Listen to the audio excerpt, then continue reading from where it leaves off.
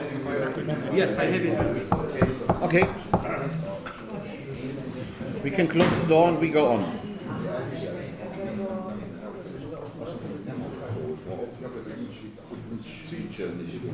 know why they don't come.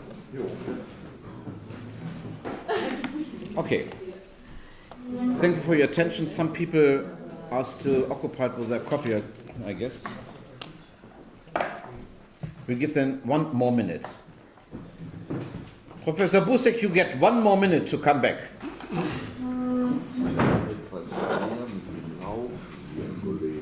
Mit dem Raufen? Mit dem Raufen? Okay. Okay. Ordnung muss sein. Oh, yes, you know we Germans. Yeah. In the British Parliament. I know we are. Order. Yeah. Now we learn something from the British. But there was a famous saying during the 1960 age, Ordnung muss sein. That's said also by the name. Okay, here we go. Just a little change to the timetable today because Hedwig Morvay, she has to leave tonight. We decided that we have the lunch break a little bit shorter. We don't need 2 hours for a lunch break. That means we start after the lunch at 3 o'clock. 1500 by military standard, 3 o'clock by European standard. Is that okay? Is that understood by everybody? Now you understand why the German strictness. Okay, sorry. It would have been nicer if you said we want to provide you with a free afternoon because it sounds like Oh yes, you are perfect. You are perfect. Yeah. Yeah. This is the way Germans never can be. So polite. I love you. That's nice. Thank you very much. So we get more free time afterwards, and we'll start at 3 o'clock. And now the floor goes to Mihai Ungurianu. He is a famous, not only a specialist in history of Romania, but he had different positions in Romania as Prime Minister, Minister of Foreign Affairs, head of the intelligence service, and he is a very intelligent guy, and since yesterday, a good friend of mine. Go ahead, Mihai. Thank you, Hannes. Thank you very much to all of you. I'll try to take you through a diagnosis of the Romanian transition, that is from 1989 till 2009, 2012, and I will explain you why. On the other hand, transition is, talking about transition in Romania gives me the opportunity of referring to the project I work on, and who's been graciously hosted by the Inštitut Nove Revije. Thank you very much, Professor Busek, once again for having us there. Basically, the project aims at describing modernity, and I know this is quite a conflictual concept, in Central and Southeastern Europe, how it developed since the inception of the nation states, what is being composed of, whether we can discuss or not about unachieved stages of state building, of nation state building in this region. The project aims at comparing the historical developments in the past 150 years up to the present day in Romania, Hungary, Bulgaria, Serbia, and maybe Greece will be added then further on. And the pilot is already done. It's about a comparison between Romania and Hungary. But nevertheless, coming back to transition, the hypothesis, the working hypothesis we cast our eyes on can be summed up to the following phrase. We should not look for our accomplishment into what happened yesterday or the day before yesterday, or only through the government dealings in the past 30 years, since 1989. We should go further back into history and see whether the seeds, the roots of unaccomplishments, structural unaccomplishments and structural changes have a very heavy historical burden, would carry a historical burden.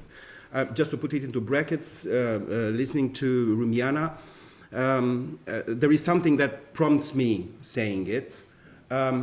what happened to countries like Romania and Bulgaria after 2007 is by far a miracle.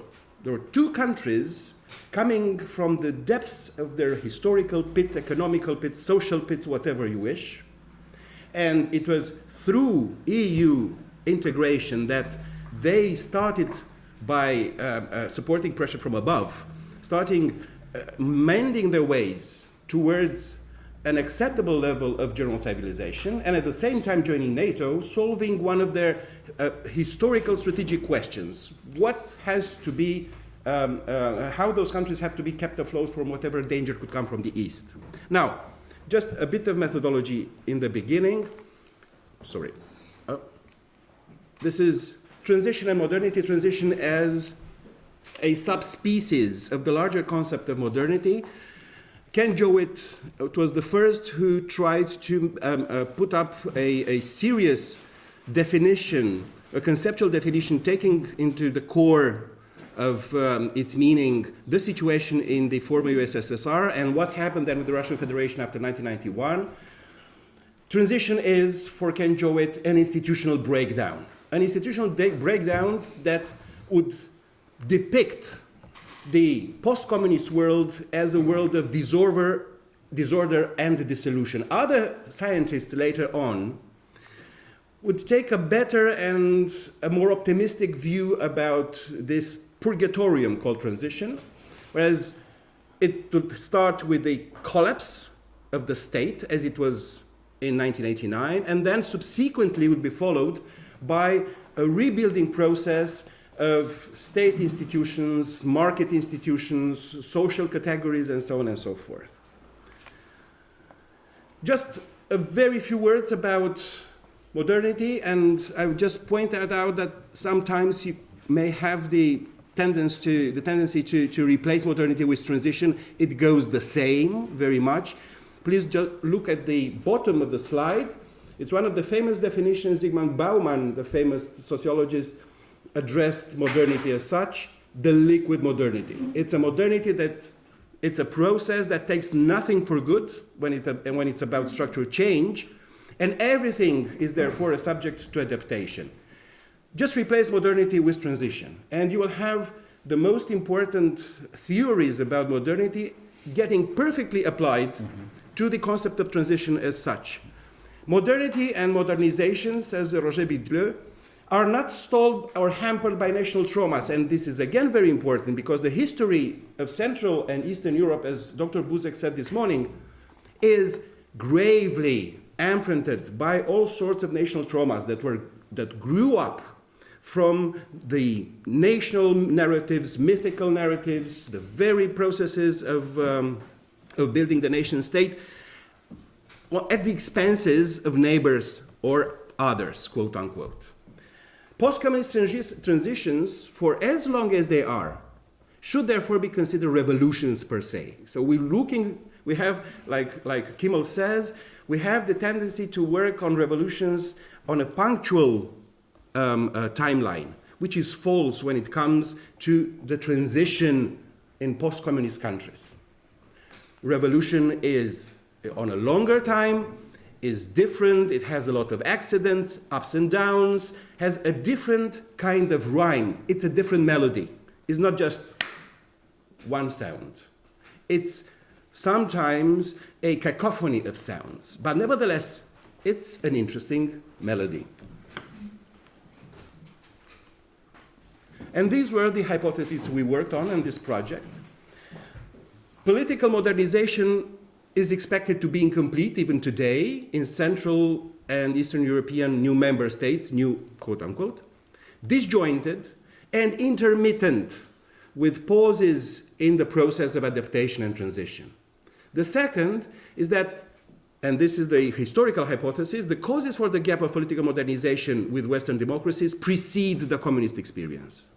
So they should not be looked for in the past 30 years. That was the point. And this is where the East-West divide happens.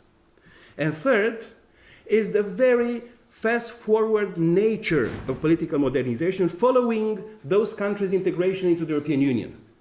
It's a very heavy pressure coming from above, and there are consequences as well.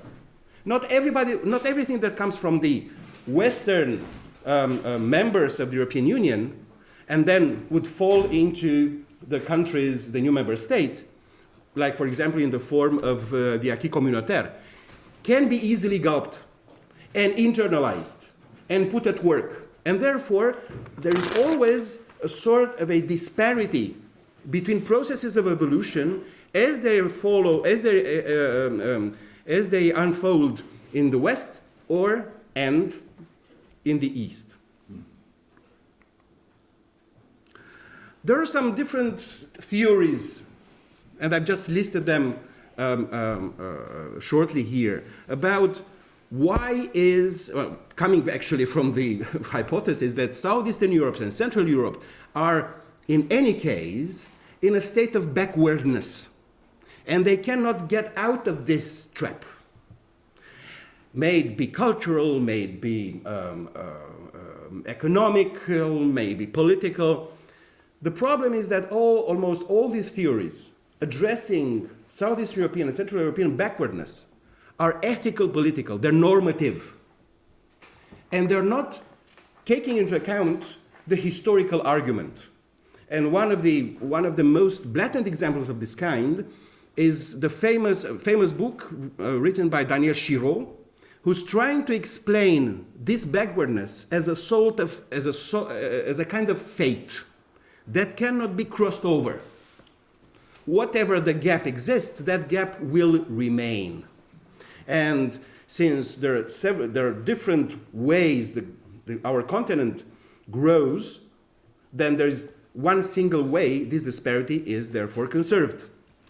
Sometimes, like in interwar period Romania, theories of this kind came up in the sense of the so-called theories of synchronization. How should countries in Central and Eastern Europe survive the Western challenge of adaptation?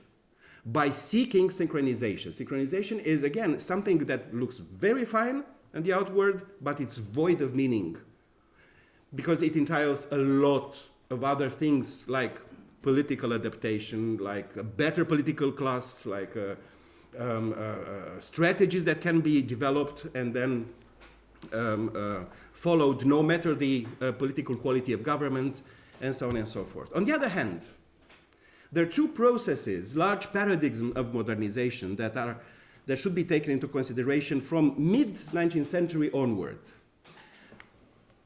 In brief terms, one is the French paradigm, whereas the civil quality of the citizen is far more important than institutional building processes per se. And at the polar end, the German/Prussian paradigm, which puts institutions above individuals. Governments in the region since mid-19th century, 1859 for Romania, 1867 for Hungary, for example, vacillated between adapting themselves and their political conduits to one of these two paradigms. And because of the high level of political volatility, none of the political programs these governments came to fore, could be achieved. And therefore, there's always something that stays behind in terms of structural adaptation. When governments would last, like mine, 2.5 months, there is not too much to do.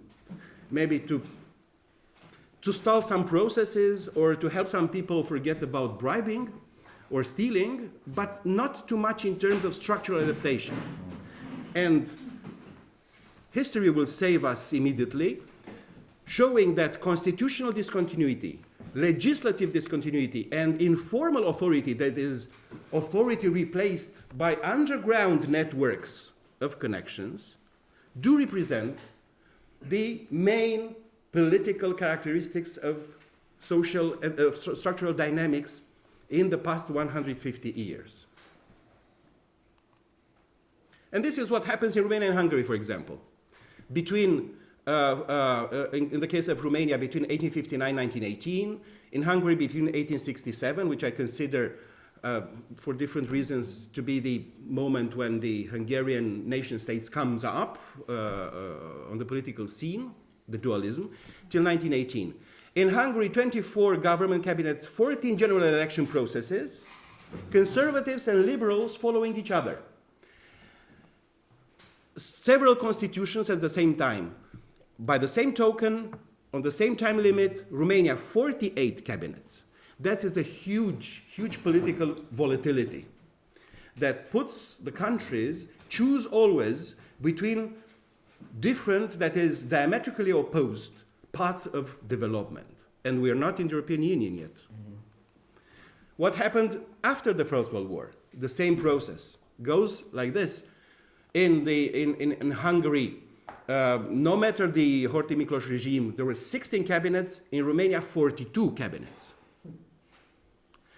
And what is, again, very important, one would say that once the nation state becomes more major, constitutions will not change. On the contrary, they change at such a rapid pace that in the end, the very basic bricks of the nation states are shattered. And constitutions will not change only in defining how institutions, fundamental institutions would function, would change the institutions themselves, thus making politicians become going berserk without this. And then, as a direct result, contradicting the constitution, trying to re-change it again. It's a sort of a Sisyphic work that ends into nothing. What happens after 1990? Most students in transition I went through would argue that Central European and Southeast European countries and Eastern European countries would choose distantly divergent modes of government. It's like the old saying, I pretend to be a cat, but instead of a cat, I'm a dog. I'm only taking on myself the fur of a cat. The second, that those countries, and again, students in transition coming from the West, yes, we're not talking about local students in transition, local academics, that countries, the new member states namely, have offered feigned rather than implemented Western standards.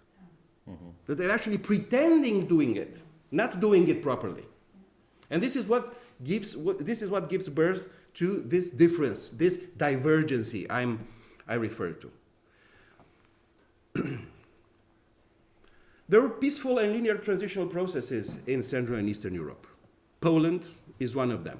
It's a peaceful change of power.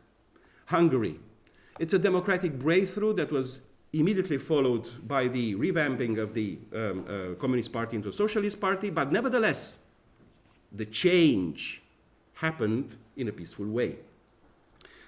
Czechoslovakia, the famous Velvet Revolution. Again, the process of change in all these countries happened on the basis of negotiation between those who have to leave the power and those who are set to take it in.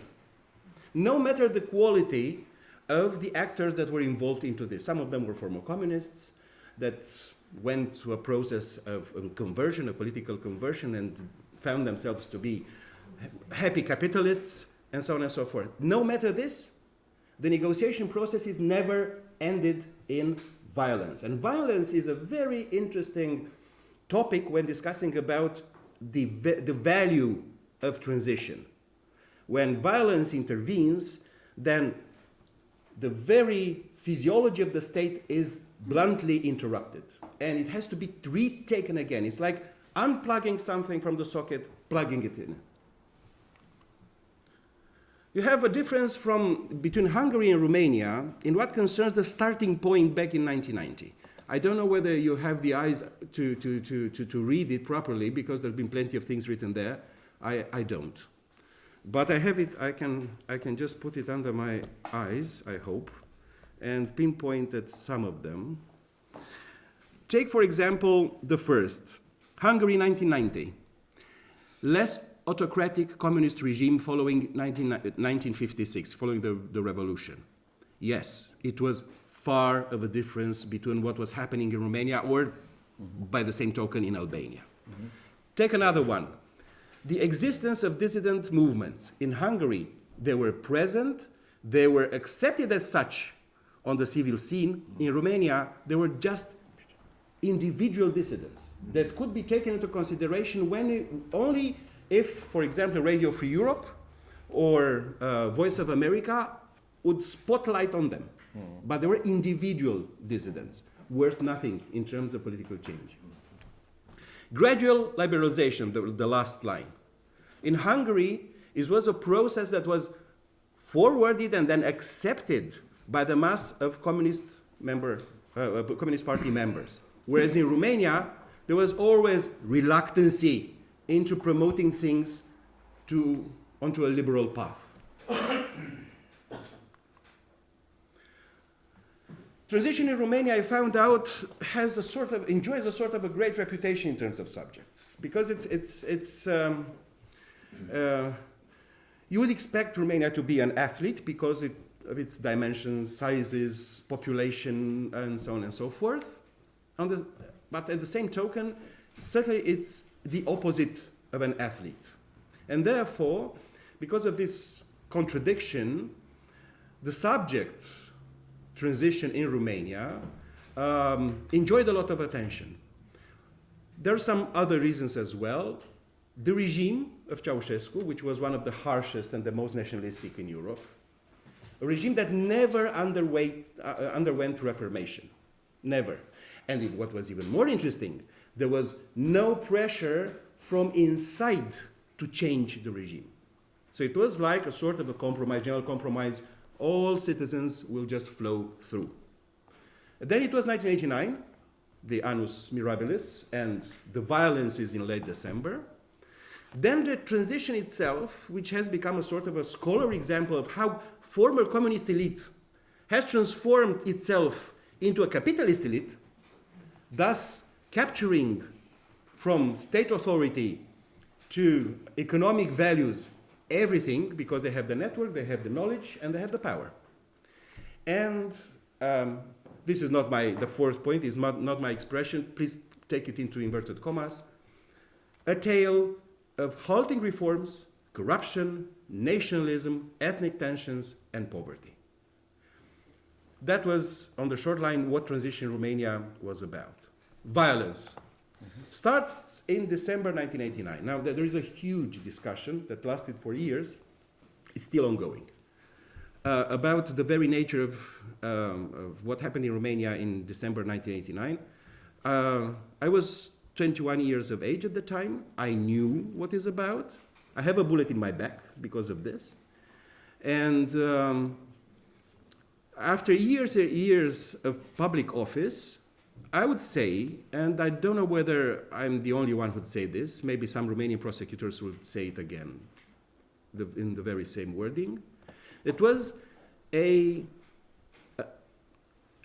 coup d'etat plus mass demonstrations. And those two paths, which were different in the beginning, happened to cross each other in early December, 21st, 22nd, 23rd of December. 25th is the moment when Ceausescu was killed. That was the moment when then, from the imagistic point of view, the coup d'etat members took upon themselves the very merits of the revolution.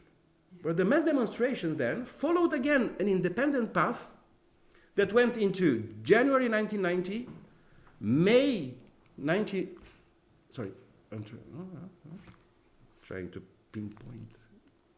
Okay, May 1990, civil war-like violence in Bucharest against the political regime put up by the former members of the coup d'etat cabal.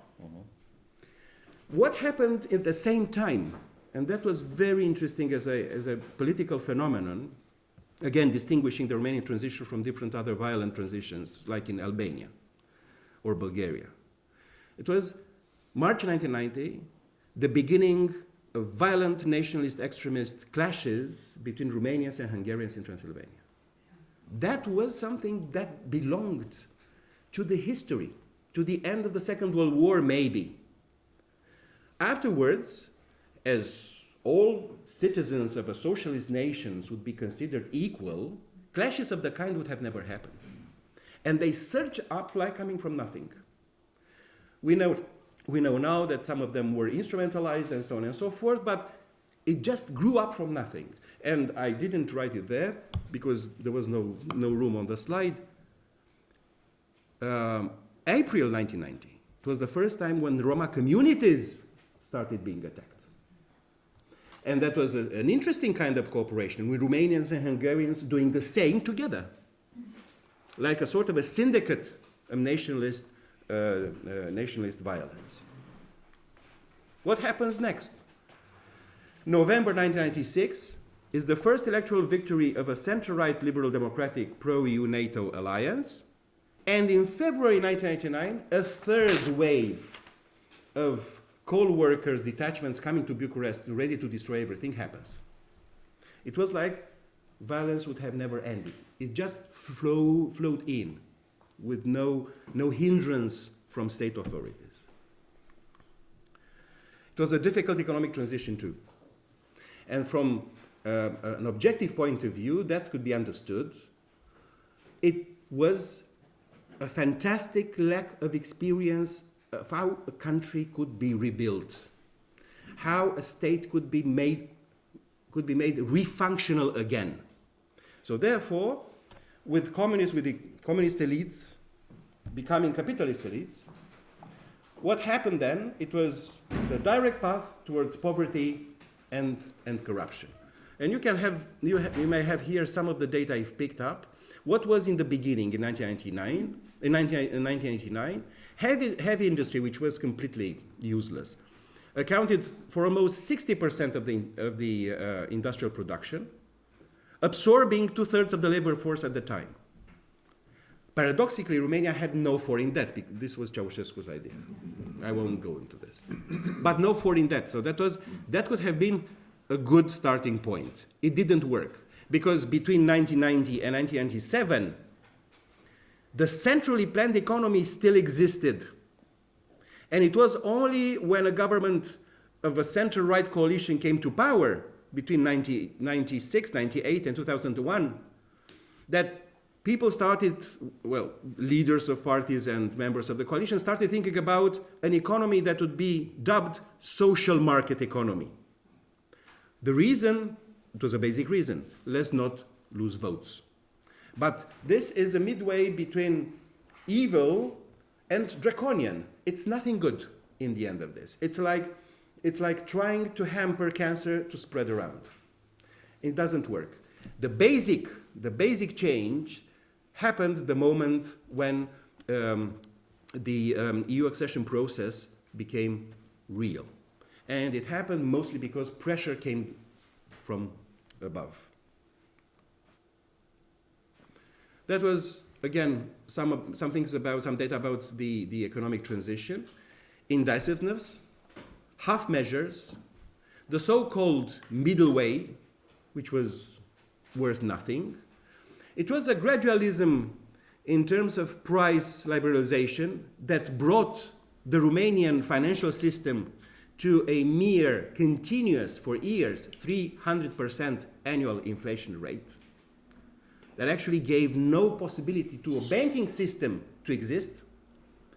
And then it was the state's reluctance to cover up the arrears of the state-run industries, hoping that people would not go into losing jobs. And that is, in a way, the trigger of economic catastrophe that reached Romania back in 1990. Privatization was very slow. Who could privatize? Those who have connections in political and economic milieus, and that was the former communists. And the state was ready to cover the arrears, as I said, and therefore they were taking the state-run enterprises and managed them to death so that they could bought by buyouts in an easier way and on a cheaper market. Thus acquiring to themselves from land to industrial capacities. And it changes the complete perspective, the complete structural perspective of the Romanian economy. It became an oligarchic economy, just like in Russia. But this is a process that, in a way, forwarded what then happened in Russia in the last years of Eltsin and afterwards. Imagine that Yukos is something like 10 times bigger than it was, 10 times bigger than Romania's GDP. But what was in the laboratory of Romania, then it was replicated at a larger scale in the Russian Federation. It was an enormous budgetary deficit, a deficit that cannot be sustained, and therefore the country went into foreign debt, more and more in debt to foreign banks. IMF, World Bank were trying to somehow steer this budgetary deficit into some manageable limits. It was impossible. It was the case of Argentina in 1999, which gave the IMF and the World Bank the idea that if the budgetary deficit goes like this, up to the sky, then a country itself cannot be saved. Now we know that it could be saved. Now Argentina is back into its depleted state of being. But with the case of Greece, we were shown that if a country goes into a crisis, a structural economical crisis of this size, with the backing of the European Union, that member country could survive. And that was the paradox. And once again, it added to the very value of membership, EU membership as well. 2 words about what I was discussing until now. So we should not seek for the roots of the difficult transition times of countries like Romania and Bulgaria, looking only onto what governments have done or population has reacted to in the past 30 years. We should go back, as Sven Eriksson says, back into something that lays beyond actual history. On the other side, as Mendelsky, who's a young researcher with the Max Planck Institute in Berlin, says the European modernization process per se, starting with the accession negotiations, became supernormative and gave Central and Eastern European new member states the feeling of getting too much in far too short time. And that's another side of the pathology of transition. And if you'd like, we can go into this a bit more. Coming back to transition in Romania, that's a sort of a summative slide. Yes, for roughly 15 years, it missed the opportunities in undergoing a sudden structural change. From my point of view, the process of modern state building in Romania has been stalled to unachievement because of this. It's like putting something into the fridge hoping it won't rot out. It became rotten there. There are 2 sides of the transition. It's the so-called exterior-oriented transition, which sets the image and the meaning of foreign policy, or the sense, the meaning of the foreign image of a country, and the interior-oriented transition. In the case of Romania, the exterior-oriented transition was achieved. That was membership in different international bodies, from security to economic international ties, from the Council of Europe in the first stages of the transition to the European Union later on, or NATO. When it comes to the interior-oriented transition, it was a complete failure. And that was another cause of disparity and another rift between the East and West orientations of the transition. No model in the case of interior-oriented transition, no willingness to change, and therefore crisis. The causes have been described in different ways. I've just picked some of the conclusions that would rhyme with our meeting of today and tomorrow. The lack of political leadership, and this is a lesson that should be addressed to almost all countries in Europe, to be frank. The lack of political leadership, of prepared and professional political leadership, and honest political leadership, and the lack of individual initiative. When people are just, stalling themselves on, leaving their lives fine, and paying no attention to what happens in the outwards, then that's a bit of a recipe of a disaster. The absence of leadership should be acknowledged into the absence of economical management plus the absence of governance in the polity.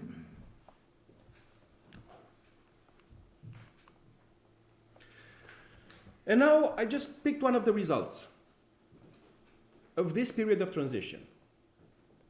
It's the sharp demographic decline of Romania. You, Emil, you know this quite well because I have lectured on the Diplomatic Academy of these issues. It's incredible. It's incredible. It's a country subject to a hemorrhage of adult, young, and middle-aged working force. And it's a process, you will see later on, with no immediate solution whatsoever, because we're talking about demographics, and this goes into middle-term and long-term solutions, if any. Cannot be fixed over Sunday. Between 2004 and 2013, the biggest reductions in population in the EU were Germany and Romania. But take into account the size of the German population and the size of the Romanian population. 1.76 million Germans out in a population of roughly 63 million. It's completely different from the ratio between 1.57 million to a population of roughly 20. The ratio is different. And it's among the EU countries with the lowest birth rates. And we are now in Hungary, and we know what we're talking about. Portugal, Spain, Greece, Italy, Hungary, Finland, they're countries undergoing this process, which is should not be sought for political causes per se, but it is a process. It's among the countries, EU countries, with the lowest life expectancies at birth. And this is an indicator for the degree of social poverty. And if things will go like this, 2080, in the most optimistic way, Romania will be worth something like 16.3 inhabitants. This figure has been corrected some 3 weeks ago by the National Statistic Institute of Romania, and it's not about 2080, it's about 2045, so half the age. The last census in Romania was in 2011, and you have some data about what's happening there. And this is the structure. This slide points out to the structure of the outgoing population of the country. Let me just skip this and take the following. Is the intra-EU Romanian migration, which accounts more for this hemorrhage happening to Romania. I'm sorry the background would not allow you to see what's been written in red, because that was deemed important. But I think I can just a bit of your with a bit of your attention. The share in 2015, this is what's written in red there.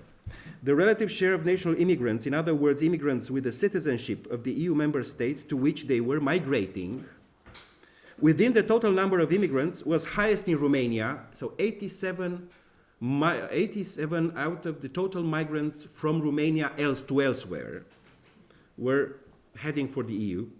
Lithuania, Hungary, Croatia, Latvia, Estonia, and Portugal. And here you have the graphs.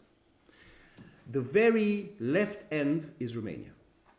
And you can see who's the most important donor of labor force to the European Union, is Romania. Now, almost 2.35 million Romanians live and work in the European Union. And this is only about those who have settled themselves in. When bringing into this calculus the seasonal immigration, the amount raises up to 4.5 million. And the most immigrants have already a stable job. They've been well integrated, no wish to return. You have the top destinations there. And by age groups, that's written in red, It's between 15 and 34 years of age, 52% of those who emigrated. And between 35 and 54 years of age, 28%. That is more than a third and a quarter of the active population. And there are three large waves. I haven't put this on the slides. Three large waves of immigration. The first happened in the in the very first years of EU accession. There were the seasonal migrants, lower education level, coming from the countryside, targeting Italy, Spain, UK, Germany, France for seasonal jobs. So they would go there for 6 months, participate into agricultural works, then come back. This line of migration now fades down because most of those who were seasonal have realized that it's better to stay there and to settle there. And then they ask for their families to join them. So if you go into the eastern part of Romania, you will see a lot of, yes, I'll shorten it. A lot of villages that were completely depleted of population. Older people and children too, yeah. The second wave is the so-called highly educated people, that is those who've got a diploma, mostly engineers and doctors. And they are again ready to settle, and they will build families there with locals, get citizenship, and so on and so forth. And the third and paradoxic, and we have no precedence in the demographic history of Europe until now, is the wave composed of people between their late 40s, 47, 48, and early 50s, 55 years of age. That's my generation. Because they have no problems with their kids, they're already grown up. They have enough money to settle on for their last 20 years of age, if they live up to, and they can move easily within the European Union, the first pillar of state pensions, from a country to another country. So they get their late years, in a way, from a social point of view, quite happy. The push factor is economic and professional mostly. The pull factor is social economic, is the increasing mobility, the higher average of wages, and very much the labor market's liberalization.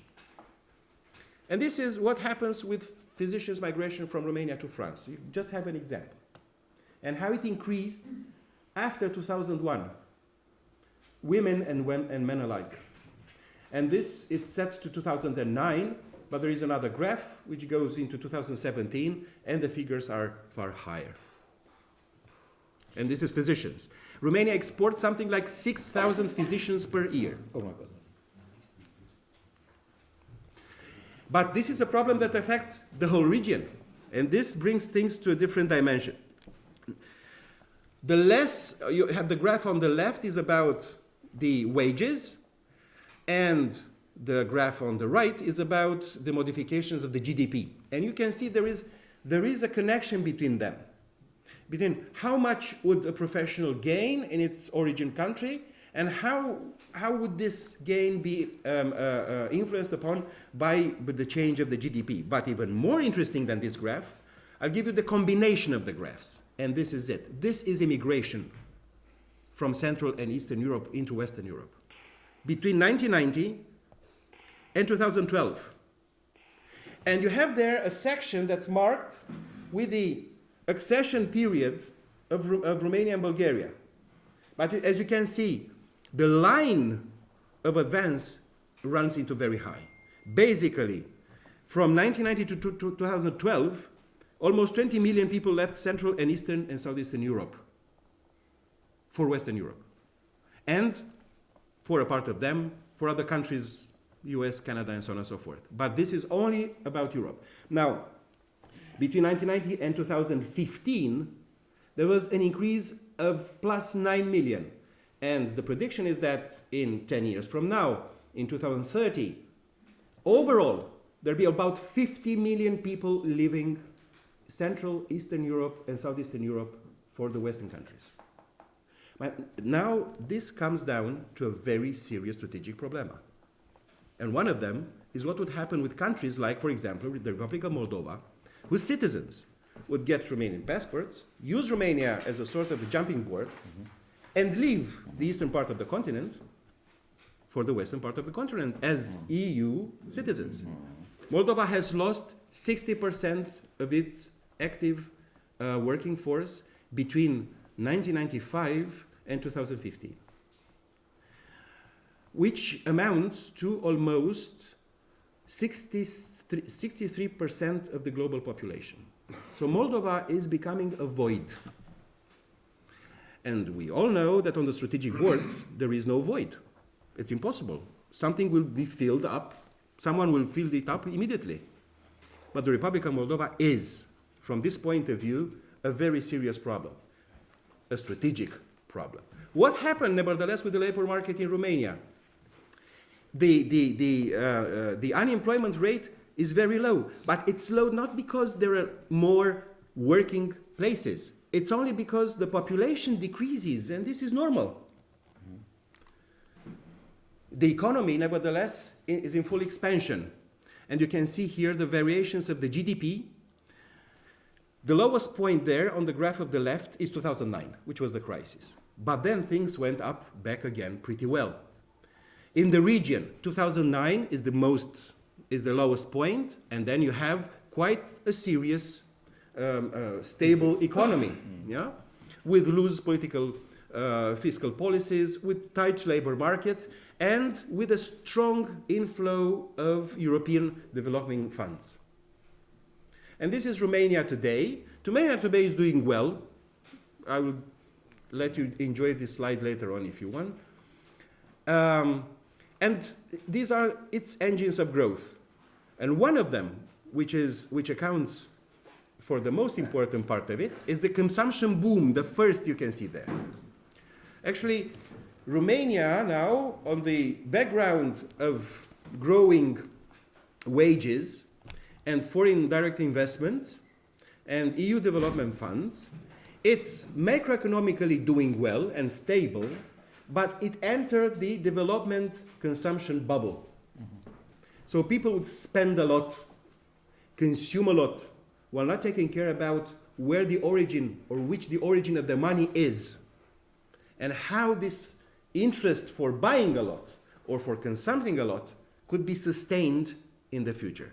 And that could be easily seen in the, not in the labor market, but in the real estate market or in the high-value goods market. This is the consumer spending in Romania, as you can see, from 2015 to 2017. It's a logarithmic scale.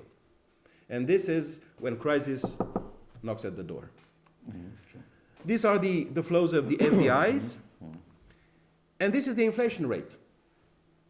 Because they're hand in hand, they go together. Economic growth does not account for wealth. This is the conclusion of my argument here.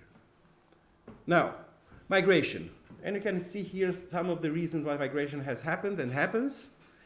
It is in spite of the last decade of economic growth that the migration takes into account the unstable economic environment and labor market crisis. And now you may ask, why did you tell us about what was happening in history? Because those who migrate now were the subjects of transition in the first decade after 1990. So they have no way of coping with the actual stable economic development of Romania, but what they have in their minds and operates as judgments for their change of nation, change of domicile, if you want, is what happened to them in the early 90s. And that was the perverse effect of a non-linear and violent transition. In other words, what happened in the early 90s triggered this huge exodus of active force. What happens at source in Romania? That's a democratic decrease. That's an acceleration of demographic aging.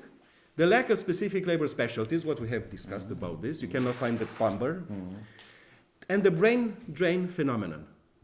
What's good, but it's again temporary good, is that there is no unemployment pressure, and there are larger remittances to the state treasury.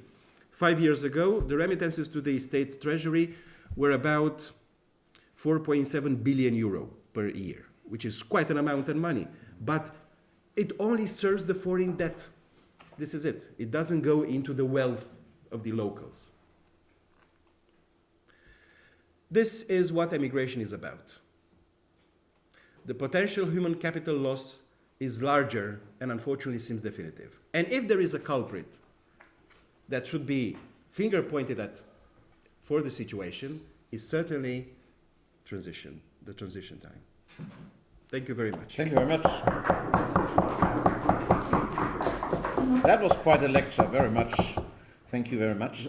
I'm afraid we have to go on. Are there immediate questions? Otherwise, we will discuss his subject later on. Yeah, yeah. Okay. So I would like to ask Hedwig Morvay to come with your name. A task to put it over there. Hedwig, she is director of a project which is called, I must check it out again, of Director of Strategy and Europe at the Erste Foundation Vienna, but I would call her something else. For me, you have so many functions. You are a living network for Southeast European affairs. Yeah, and that's the main thing, and therefore you are here. Okay, you have the word.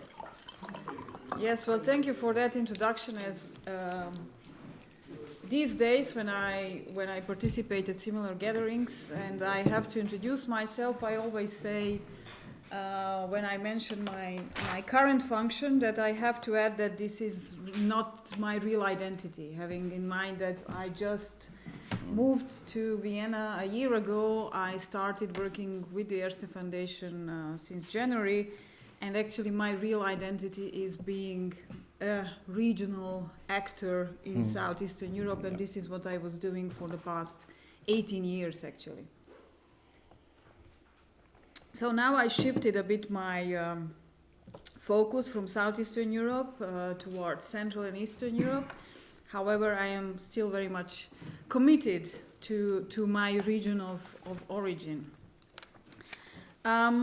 So this is what I'm going to talk about today, and I would like to, of course, reflect on what's happening there since 30 years of end of communism and 20 years after ending the conflicts in the Balkans, but also to kind of underline some of the most recent issues and developments which are shaping these countries, and especially that part of the region called the Western Balkans, those countries which are still not members of the European Union. So the Western Balkans 30 years after or 20 years after, because I think it's also interesting to say that for us in the region, the change didn't really come when the rest of the region and Central and Eastern Europe were catching up with the Western societies. We just started fighting with each other and among each other, and it was a huge throwback for us, and it did not really enable these countries to start with the developments which were so much positive and present in some of their neighboring countries. And then in 2003, so even more than 15 years ago, there was a summit in Thessaloniki where the region was given a clear EU perspective. However, that promise of EU membership remains still unfulfilled in these countries. And now we see that as longer the process is protracted, the greater the risks that elites and citizens in these countries consider the process either as hopeless or of little effect for their everyday lives. The Balkan states have the demanding task of reconstructing post-war institutions and societies, building and consolidating democracy, and eventually becoming good member states of the EU, whatever that means today, if we look at what's happening within the EU itself. The Union's enlargement strategy has managed to keep the process rolling. However, the drawbacks of the current EU strategy are more and more obvious, and that is why there are more and more people, scholars, policymakers, analysts coming from the region who are advocating for a new strategy for the Balkans when it comes to the accession of these countries. The momentum generated immediately following the democratic changes in the region in 2000 has now been halted, and the current situation can be best described as the consolidation of unconsolidated democracies. This prospect of EU accession brought a strong level of optimism, and it was considered the main process of driving the consolidation of democracy and the reform process, providing the template for functioning states, government by the rule of law, bringing about durable peace, and developing the economies in the Western Balkans. However, that optimism has since been challenged by the slowness of reforms in the region itself, by the economic crisis, which was very much, of course, felt in the region itself, the global influx of refugees. I'm now mentioning a series of crises which are actually not crises emerged in the region, but which were kind of imported from the EU to the region, and the delays in the accession process. And now the EU still is struggling with its own internal issues and crises after this very serious series of crises already started back in 2008, which has a strong reflection, of course, on the accession process. It influences the state of democracy in these countries. We now witness a serious decline in democratic standards. There is even a new term which appeared, and my colleagues worked on elaborating on this phenomenon a lot, and that is called stabilocracy. There is a feeling that the EU accession process, contrary to bringing these countries forward by strengthening rule of law and democracy, actually by providing support to the strongmen, to the rulers in most of these countries, is contributing to this feeling of trading democracy for the sake of stability. So the region is considered for some time now as an area where other issues are more important for the EU, and it has become very much visible during the migration crisis in 2015, when the region became actually the crossing path of migrants, and we had this very strange situation, peculiar situation, when migrants were entering an EU member state, Greece, to leave then this EU member state, cross the whole Balkans in order to re-enter the EU.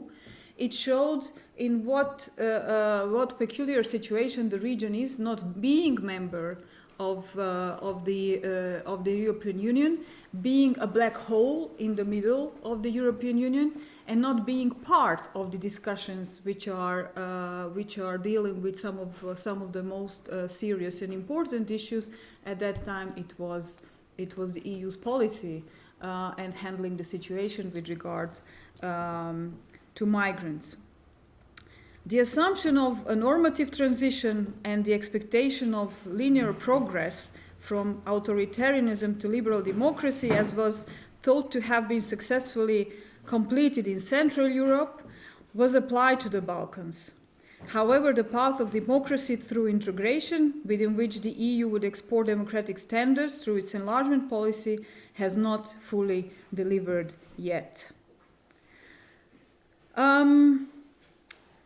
The EU itself has recognized that something has to be changed, and that is why there were constant kind of reforms within the accession process. The latest changes imply that the EU is prioritizing now reconciliation, connectedness, and good neighborly relations and first of all, of course, the rule of law as those chapters within the integration process which are dealing with establishing rule of law, which should be then opened and closed first. So there is a certain reshift in handling the situation.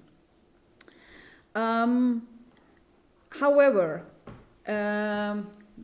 the rationale of the EU enlargement in the Western Balkans has been shaped by even more by another phenomenon, and that is the involvement of other non-Western external actors in the Western Balkans.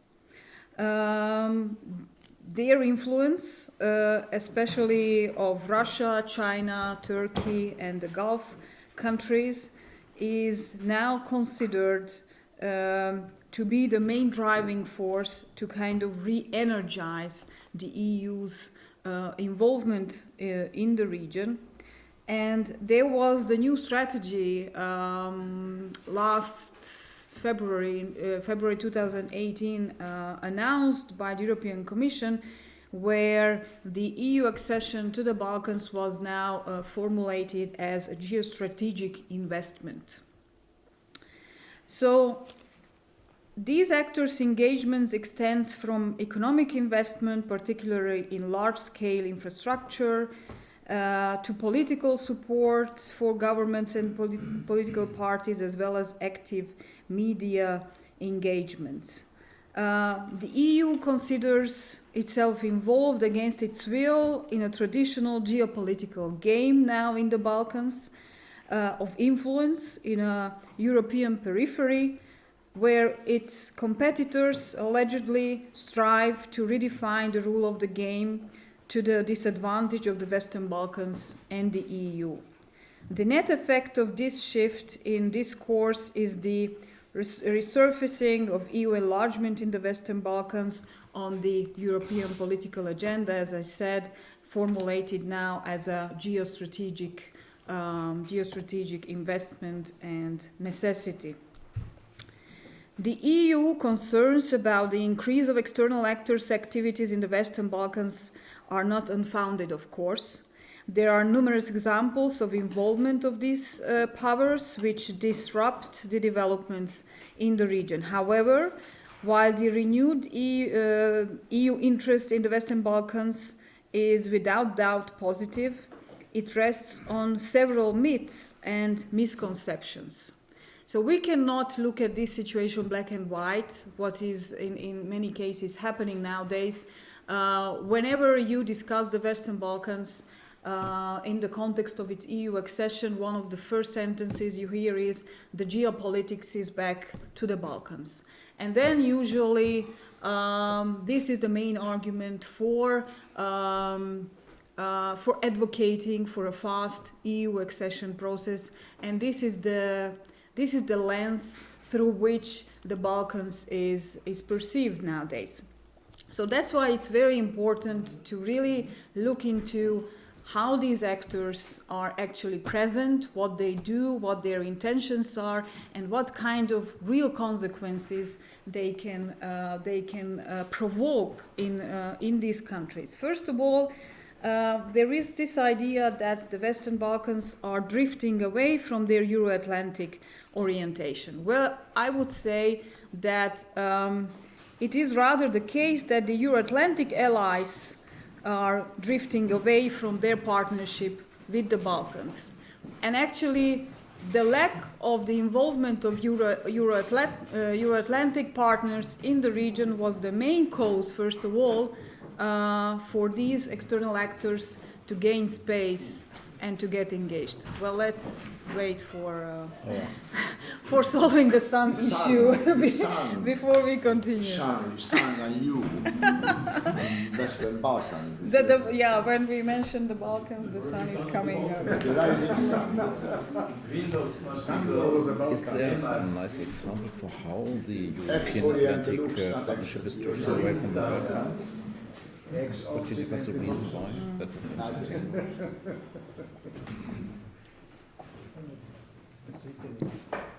Doch, wir sehen die noch, ja, ja. Okay. No, it's okay, it's fine. A little bit lower, I think. Ah, hier, ja. Concerns me very much. Noch weiter. Noch ein bisschen runter, noch ein bisschen. Mach runter, mach einfach runter. Alle Jokes. Ja, macht doch nichts. Wir leuchten von innen heraus. We have our inner glim, okay? Inner glim and glow. And we You does see? this, yeah. Okay, that's fine. Is it possible to read? Sure, ja. Kannst du Sorry? kannst lesen, ne? It's enough light for you. Yeah. Okay, here we go. No problem. So let me repeat this last statement. That was interesting, There is the idea that the Western Balkans is drifting away from their Euro-Atlantic orientation. However, it is rather than the Euro-Atlantic partners are drifting away from the Western Balkans, and that is these tendencies are now present in the Balkans for more than a decade, and actually with the void which was created, and we just heard that there can never be a void, and especially not in geopolitics. It is going to be filled with something or by someone, and actually that is what happened in the Balkans. In the past 10 years, the EU accession process seemed almost dead, to be dead. It was a rolling process, a very technical one. There were people sitting in Brussels who had as a job every day to go to their offices and do something about the accession of the Western Balkans countries, but actually there was not much happening on the ground. The process also became very technical, with opening, closing chapters not being transparent at all. On the other hand, having strong political messages coming from Brussels in many times supporting the wrong kinds of developments. I mean, let's just go back to Gruevski, who is actually enjoying his time somewhere, maybe around us right now. Yes, So, next door. so what happened in the Balkans is that the EU accession, which was formally happening, was not visible for such a long time that it created the atmosphere of being a distant target, and it's in the region where the EU was the most popular to a certain time. The percentage of those supporting the EU accession of their countries during the polls, which are regularly being done, this number dropped dramatically. On the other hand, on the other side of the Atlantic, in the US, with all the other priorities coming up, with considering the Balkans becoming a European issue, where the democratic processes and changes will be actually supported by the EU itself, and then with other strong priorities, as I said, but then again the change in the administration, where interest was completely lost, brought to the situation where the Balkans was kind of left behind. Of course, the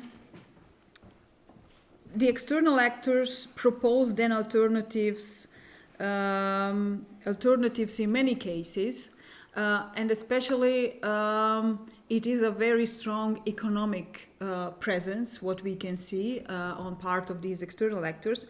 However, we cannot say that these external actors propose real alternatives to the region's Euro-Atlantic integration. With close religious and cultural ties, there is often the feeling that parts of the population expect stronger connections to these countries. However, yes, there are cultural connections, there are historically very important ties. There is also a soft power which is now used by some of these external actors, which is in some cases very similar to that what once the US was actually exercising in the region. We can especially see that this now in the case of Russia, who is using strong media presence, support to civil society, creating its own civil society in some of these countries, etc., and using a lot the cultural and the religious ties to some of the countries and some of the nations. Still, we cannot say that any of these countries can offer the complexity of support and perspective what the EU perspective provides, and that is very much appreciated. The EU perspective, the transformational perspective of the EU accession process is still what is very important to the societies in these countries, so we cannot say that there is a real danger that any of these actors can actually take the role or the place or replace the EU accession process.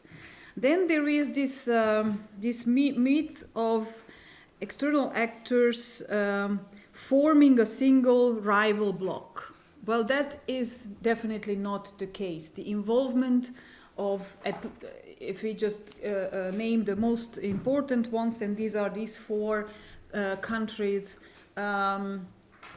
groups, Russia, Turkey, China, and the Gulf countries, their involvement is very, very different, and their interests are very, very different in these countries. And not to say that they are not equally involved in all the countries. While Russia is very strong in Serbia, in Republika Srpska, in Montenegro, so especially in those countries where the Serbian nation lives, Turkey is obviously a lot more involved in Bosnia. Then the Chinese involvement has obviously no cultural elements at all. It's a purely economically driven interest. And on the other hand,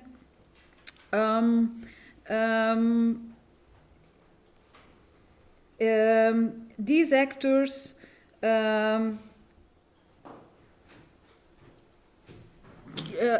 don't have actually the intention to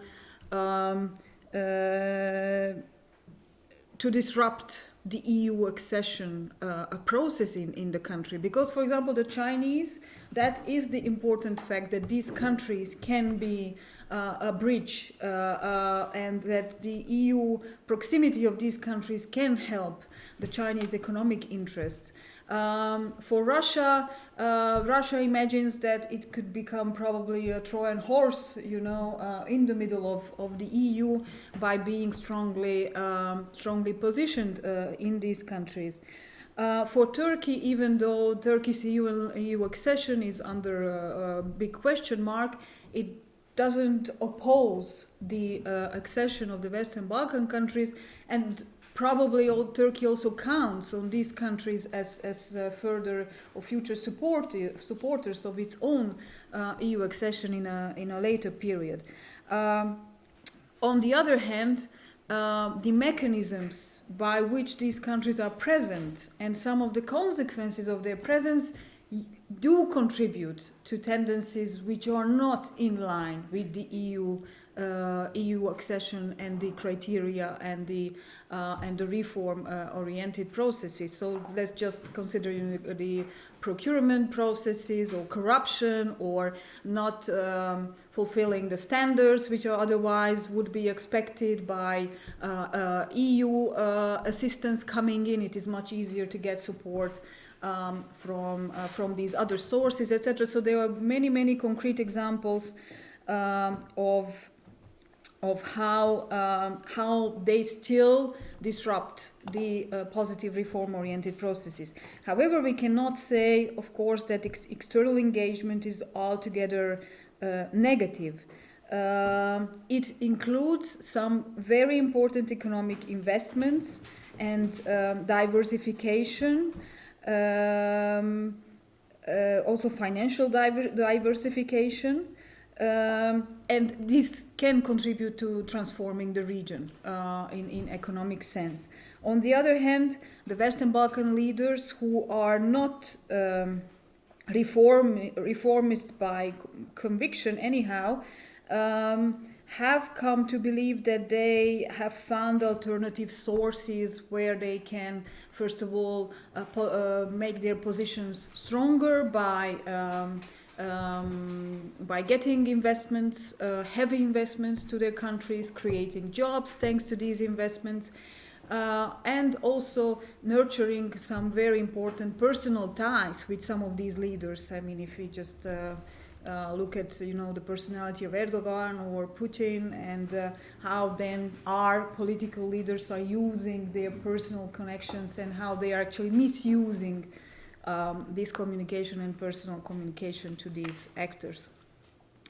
And there is also the understanding that the Western Balkan countries cannot insulate themselves from negative external influences. I mean, still the governments of these countries are kind of gatekeepers, so it is not just a playing ground for any power or any actors coming in.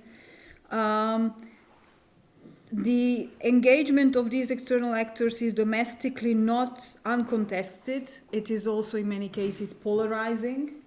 In some of the countries there are heavy debates and discussions about some of these actors being present on the ground.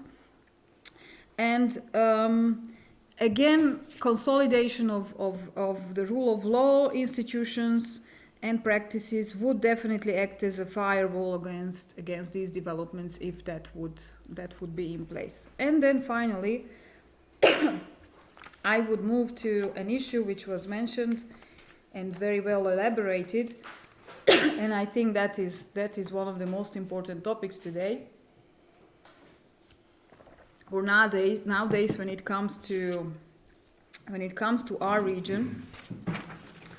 And that is the topic of emigration, brain drain, depopulation, we could even say, in this part of Europe. And for me now it is a special pleasure, must say, to discuss this issue in Hungary, where the migration issue is representing something completely different. I must say that last night when I was watching the Hungarian television, and I think it was the MTV1, and there was the news starting, and when I heard in this short announcement that the first news is again speaking about some migrants in Greece coming and being, shifted to where, I just had to change the program, because this narrative which is happening in Hungary around this issue is really becoming, not only, but when you are here then it's quite obvious. So I'm also happy that today we will have some more discussions about that, and I'm looking forward to listen to it. And I'm happy that actually we are also talking about the real issue which is happening in these countries and which is so important for Hungary as well, and that is the depopulation issue. Just we discussed in the car how many Hungarians work in Austria, who we met every day. Yes. So borders, ethnic spats, EU accession, joining NATO, unfinished business from the wars of the 90s, and the return of geopolitics are the stories what we hear in the news, but nobody talks about what's happening on the ground, and that is young people are leaving, fertility rates have collapsed, the people are aging, and even though hundreds of thousands of refugees and migrants have tempered through these countries, none want to stay in the Balkans. So what we are facing here is the migration is a huge issue all over Europe, but what is very peculiar in our countries, nobody wants to come. Everyone is leaving, nobody wants to come. The demographic future of the Balkans, afflicted by emigration and chronic low birth rates, is dramatic, but it's not unique. It shares its destiny and this situation with the neighboring countries. We heard some data, I will just mention a few more, which was gathered by Tim Judah, the journalist of The Economist, who was deeply digging into also the issue of data, because that's very controversial and very problematic. It seems that coming to real data is becoming a very important and alarming issue, and I think that is something we have to think about as well in order to understand the situation, what's happening on the ground. On current projections, by 2050, Bulgaria will have 38.6 less people than it did in the 1990s. I don't know if it reflects what you also found as information. Serbia will have 23.8 less, Croatia 22.4, Romania some 30% less, and so on. Bosnia and Herzegovina has a fertility rate of 1.2, one of the lowest in the world. Kosovo, with a median age of 29, is the youngest country in the region, but it is not escaping demographic decline either. Serbia's median age is 43, older than the EU average, which was already shown, is some 42.6. The figures and percentages may vary, but the trends are the same almost everywhere, albeit some countries further advanced than some others. Historically, of course, people were moving not only in this region, but in fact most of Europe, and there were periods of intense emigration, but in terms of demographic, it either did not matter or was even a good thing. That is one of the reasons why what is happening today is so different from the past. The Balkan countries exhibited the classic demographic and emigration characteristics of poor countries. Today, they exhibit the symptoms of both rich and poor countries simultaneously. This is unprecedented. People in the Balkans live long lives, not quite as long as in the other and richer countries of Europe, but still much longer than in poorer countries. At the same time, just as in the richer countries, fertility rates have collapsed. But while Western countries compensate for falling birth rates and emigration with immigration, no one immigrates to the Balkan countries. In the past, those whose eyes were not focused on moving abroad migrated from village to town and from town to the capitals. The difference between those times and today is that now it's easier to skip this phase than any time in history. High mobility opportunities made it extremely easy to move directly to London or Berlin, and in fact the Balkans and other former communist countries have themselves become the villages. Demography and emigration are leading to labor shortages everywhere. It is hollowing out the labor force, meaning that foreign investment is discouraged or in some cases even leaving. Rural areas may be emptying everywhere, but some places are growing. So there are some examples, and that is the interesting thing now, to look into what could be done, what could be copied possibly in some other regions in order to achieve that. For example, Tirana, the capital of Albania, is growing by 25,000 people a year, while the country as a whole is losing people. Cluj in Romania is a boomtown. I don't know if you would agree, and that should be the case because of the developing IT sector, especially.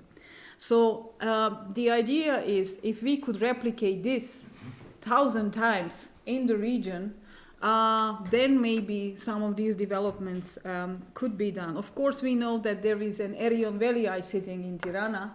And there must be some local leadership in Cluj who has some policies which encourage these developments. And then we again come back to the question how to encourage developments in these countries in order to strengthen that kind of leadership which can contribute to the change, to the real life changes on the ground in order to make this situation and these developments reversed. Migration, of course, also leads to political consequences. One of the most significant outcomes is that electoral rolls everywhere remain packed with those who have emigrated because politicians have an interest in this, and it is easier to steal elections if you have padded lists. On the other hand, migration also has effects in destination countries, and it has helped fuel the rise of national populist parties. We just discussed Austria earlier today. So, what is the solution for the Balkans? I nowadays even tend to say that, of course, the solution must come from within the region.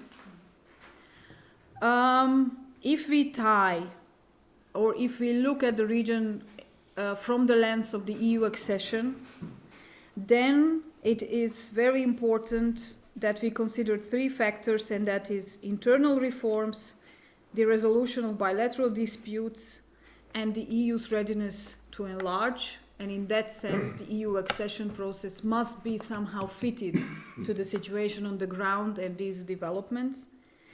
There must be a new kind of partnership between the Western Balkans and the European Union. Situation is changing in the EU itself.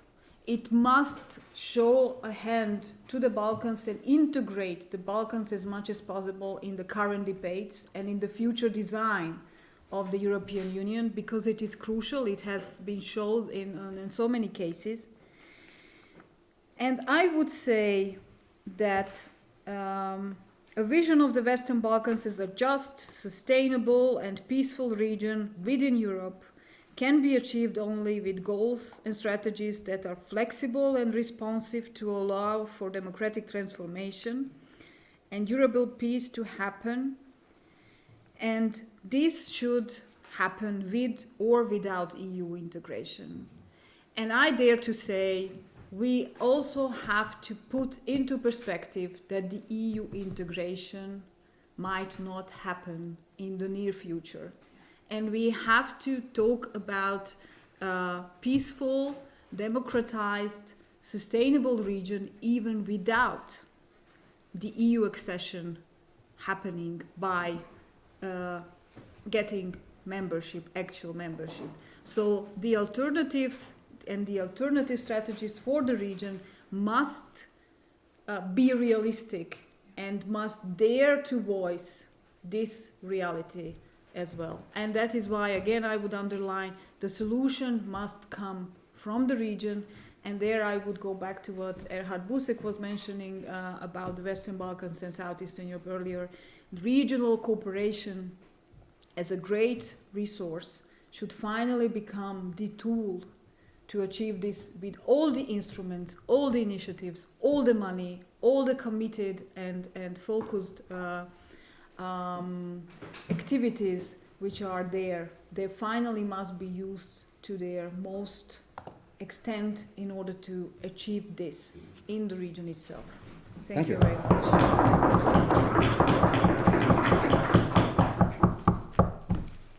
Thank you very much, Hedwig. A perspective of necessities and worries. Okay, so thank you very much. Are there immediate questions right now? Otherwise, we go to Tomasz Zalaznik. He's one of my oldest friends here, together with his beloved wife, Mira. His name is connected with... Come you over here? Mira will come. Yeah. May I excuse me, because Mira's German is much better as mine. So you... I asked Mira to represent my... you present him. Okay. Yes, because... Yeah. I'm not Tomasz Zalaznik, but I will read his Okay. paper. But then first let me for say... you it's better to hear Yeah. But first the let me voice say... as mine, and Yeah. I try to show some Slides. tables on the screen. But allow me just one sentence. Your name is forever combined with Nova Revije and the development of new cultural and literary life in Slovenia. And you are a very important figure in this respect, and I hope everybody in Slovenia knows about this, and we know as well. About importance we can talk, because in Slovenia is situation quite different as people think it is. Ms. Morvay talked about Russian influence. It's quite big influence also in Slovenia. Such a big that we are asking us, we are part of EU or we are not part of EU. So it's quite important, and I'd like to say thank you, Mr. Ungareanu and Mrs. Prešlenova, because they detailed, opened the transition processes. I'd like to put the picture of East and Southeast Europe, and then we'll have time to discuss. So Mira, please. Herzlichen Dank, Frau Morvay. Hier kommt der slowenische Blick auf die Region. Heute, 30 Jahre nach dem Zerfall einstiger kommunistischer totalitärer Regime Ost- und Südosteuropas, ist die Geschichte der meisten dieser Länder immer noch nicht erforscht und ist in ihrem Erscheinungsbild verschleiert. Diese Verschleierung weist auf den Einfluss und die Macht der Eliten und ihrer Netzwerke hin, die aus den einstigen Regimen dieser Länder hervorgegangen sind. Die Gründe dieser Verschleierung zeige ich im vorliegenden Beitrag mit Hilfe von Daten auf. Ich bin der Meinung, dass man über die Geschichte der totalitären Regime Ost- und Südosteuropas zu wenig spricht, geschweige denn, dass sie zur Grundlage einer seriösen Analyse der Zustände in diesen Ländern genommen werden würde. Der beschleunigte Zerfall totalitärer Regime der Länder Ost- und Südosteuropas begann schon in den 1980er Jahren, Perestroika, und zwar wegen ihrer unterentwickelten, nicht konkurrenzfähigen Wirtschaften und der wuchernden Bürokratie, wegen des Klientelismus und der Korruption, was alles klassische Erscheinungsformen von totalitären Regimen sind. Der Wirtschaftszerfall war auch der Hauptgrund dafür, dass es möglich wurde, politische Veränderungen zu initiieren, welche Ende der 1980er Jahre im Zerfall dieser Regime resultierten. Dann begann die Transition, die 30 Jahre später leider immer noch andauert. Die Länge dieses Zeitabschnitts erlaubt die Frage, warum sich die Transition so zäh gestaltet und was die Entwicklung dieser Länder hemmt. Aus Zeitmangel nenne ich hier nur jene Gründe, die meiner Meinung nach von entscheidender Bedeutung für die Zähigkeit der Transition sind. Erstens. Demokratisch ausgerichtete politische Parteien, die nach 1989 entstanden sind, wurden in ihren Anfängen mit Mangel an Wissen und befähigten Kader konfrontiert, um neue demokratische Systeme zu errichten. Dieses Manko an Wissen und Kader, begleitet von mangelnder politischer Tradition, beklagen sie auch heute noch nach 30 Jahren der Transition. Zweitens. Man erwartete von den neuen demokratischen Parteien naiverweise, dass man gleichsam über die Nacht durch den bloßen Wechsel des Gesellschaftssystems auch den Lebensstandard Westeuropas erreichen würde. Man verstand es nicht, und das tut man auch heute immer noch nicht, dass es eine nicht konkurrenzfähige Wirtschaft, eine verwahrloste und ineffiziente Infrastruktur, starre Gesellschaftssysteme und Subsysteme, wie auch eine allgemeine Rückständigkeit die Wünsche der Menschen nicht erfüllen und ihren Bedürfnissen nicht nachkommen können. Drittens. Eine weiche, nie gründlich durchgeführte Lustration Tschechien, Slowakei, Ex-Ostdeutschland, Polen, Ungarn, Bulgarien, Makedonien, Albanien. Als Mittel des Abbaus einstiger politischer Eliten hat die Alteliten mit ihren Netzwerken nur gestreift, ihr Wirken jedoch nie eingeschränkt. Viertens. Gleichzeitig verfügten diese Eliten, die sich in den neuen konvertierten sozialdemokratischen und liberalen Parteien pragmatisch einstellten, über Einfluss und Kenntnisse, wie ihre Länder zu führen, wie die Politik, die Systeme und Subsysteme ihrer Länder zu beherrschen sind. In erster Linie aber stützen sie sich in ihren Gesellschaftssystem und Subsystem an jenen Kader, der schon in verflossenen Regimen auf die Position gestellt wurde und der den Alteliten nach wie vor treu ergeben ist. Das ist der Fall sowohl beim Kader in Wirtschaft, Finanzsektor, öffentlicher Verwaltung, akademischen Kreisen als auch in Justiz. Alte Eliten bekleiden die Schlüsselposition im Erschaffen von neuen Gesellschaftssystemen und Subsystemen, da sie keine rechte Konkurrenz im neu entstehenden demokratischen Umfeld haben. Nach der anfänglichen Angst, was aus ihnen bei der Umwandlung des Systems werden würde, löste sich diese Anfang der 1990er Jahre auf, nachdem sie eingesehen hatten, dass ihre Position keinesfalls, auch nicht wegen Lustration, bedroht sind. 5. In der verlaufenden Gesellschaftsumgestaltung wird auch jenes Kapital nicht erwähnt, das von den totalitären Regimen der Länder östlich des Westens vor ihrem Untergang mit Hilfe von Geheimdiensten in den sicheren Westen ausgeführt wurde. Soweit mir bekannt, hat nur Deutschland nach 1990 nach dem Kapital gesucht, welches von der Stasi vor dem Zerfall Ostdeutschlands in den Westen geschleudert wurde. Es soll bloß ein Zehntel. Nach Österreich. Es soll bloß ein Zehntel von 33 Milliarden Mark gefunden worden sein. Über ähnliche Vorgänge der Geheimdienste anderer Staaten spricht man weder in den Ländern Südosteuropas noch in den alten EU-Ländern. Niemand sucht nach diesem Kapital, das zum Privatkapital im Dienste von Alteliten wurde, das nach wie vor dazu dient, in den Transitionsländern die Übernahme von Wirtschaftssystemen oder als Startkapital für Gründung von privaten Wirtschaftssystemen zu finanzieren. 6. Eine besondere Rolle spielen in der Tradition dieser Länder Medien, die es, abgesehen von wenigen Ausnahmen, nicht geschafft haben, eine mediale Autonomie zu erreichen. Ihre Abhängigkeit wurde von den herrschenden Regimen auf die Eliten inklusive zugehörigen Netzwerken übertragen, die entweder zu ihren Besitzern oder zu führenden Auftraggebern des Anzeigenraums wurden. Wegen der nicht aufgeklärten Geschichte des Demokratiemangels, wegen des Funktionierens von Alteliten und ihren Netzwerken, war es während der Transition verhältnismäßig leicht, Menschen eine unkritische ideologische Denkart einzutrichtern, wonach die jetzige kapitalistische Welt grausamer sei als die verflossene, die auf Repression eines totalitären Staates fußte. Und das ungeachtet dessen, dass man heute besser lebt als damals. Vielen ist das Bewusstsein persönlicher Freiheit wegen der in der Vergangenheit aufgezwungenen Werte des Kommunismus nach wie vor entfremdet. Die ungewohnte Verantwortung wurde für manch einen zu einer zu schweren Last. So würden sie wieder, ohne besondere Vorbehalte, einen Teil ihrer Freiheit um eines bequemen Lebens willen auf jene übertragen, die die Entscheidungsverantwortung für sie übernehmen würden.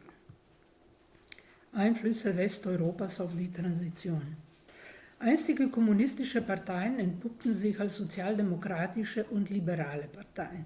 Das pragmatische demokratische Europa nahm sie als politische Partner ohne Bedenken an, ohne eine einzige Frage danach, wie sie sich mit ihrer totalitären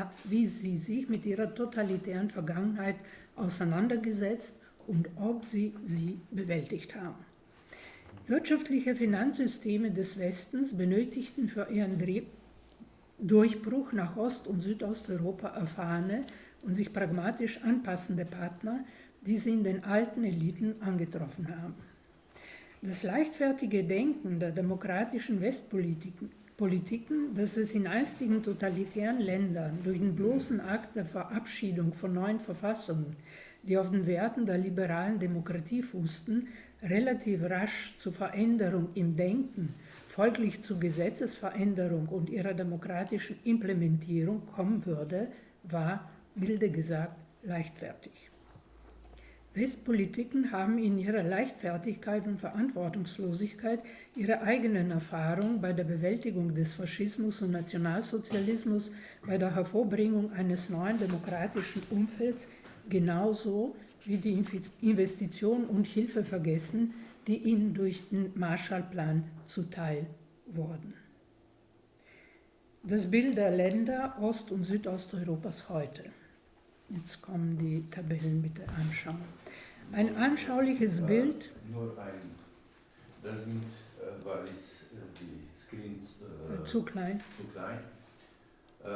Here you can see the GDP from 1989 and on red color it's 2018.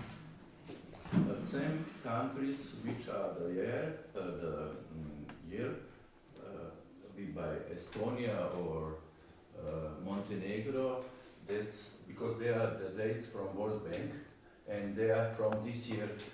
Ja, okay.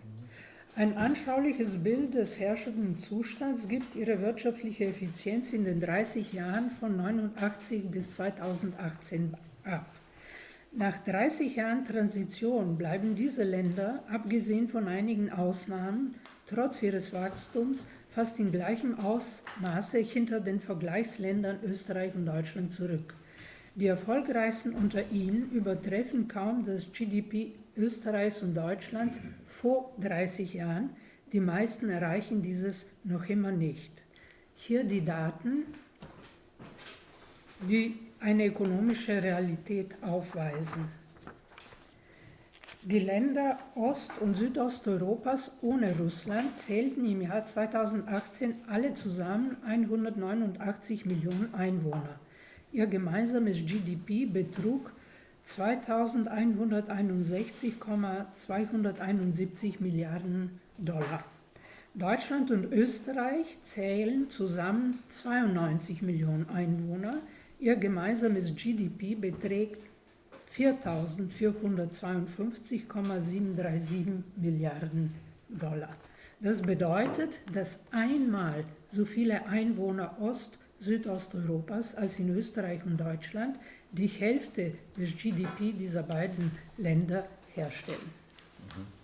Die herrschenden Zustände in Ländern Ost- und Südosteuropas sind immer noch weit von den Wünschen der jungen Generation entfernt.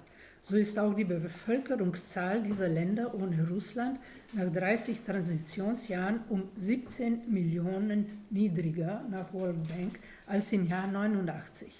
Würde man dieser Zahl das natürliche Bevölkerungswachstum in den 30 Jahren hinzuzählen, so wäre sie noch wesentlich höher. You can see the red color, that's the negative Trend. Trend.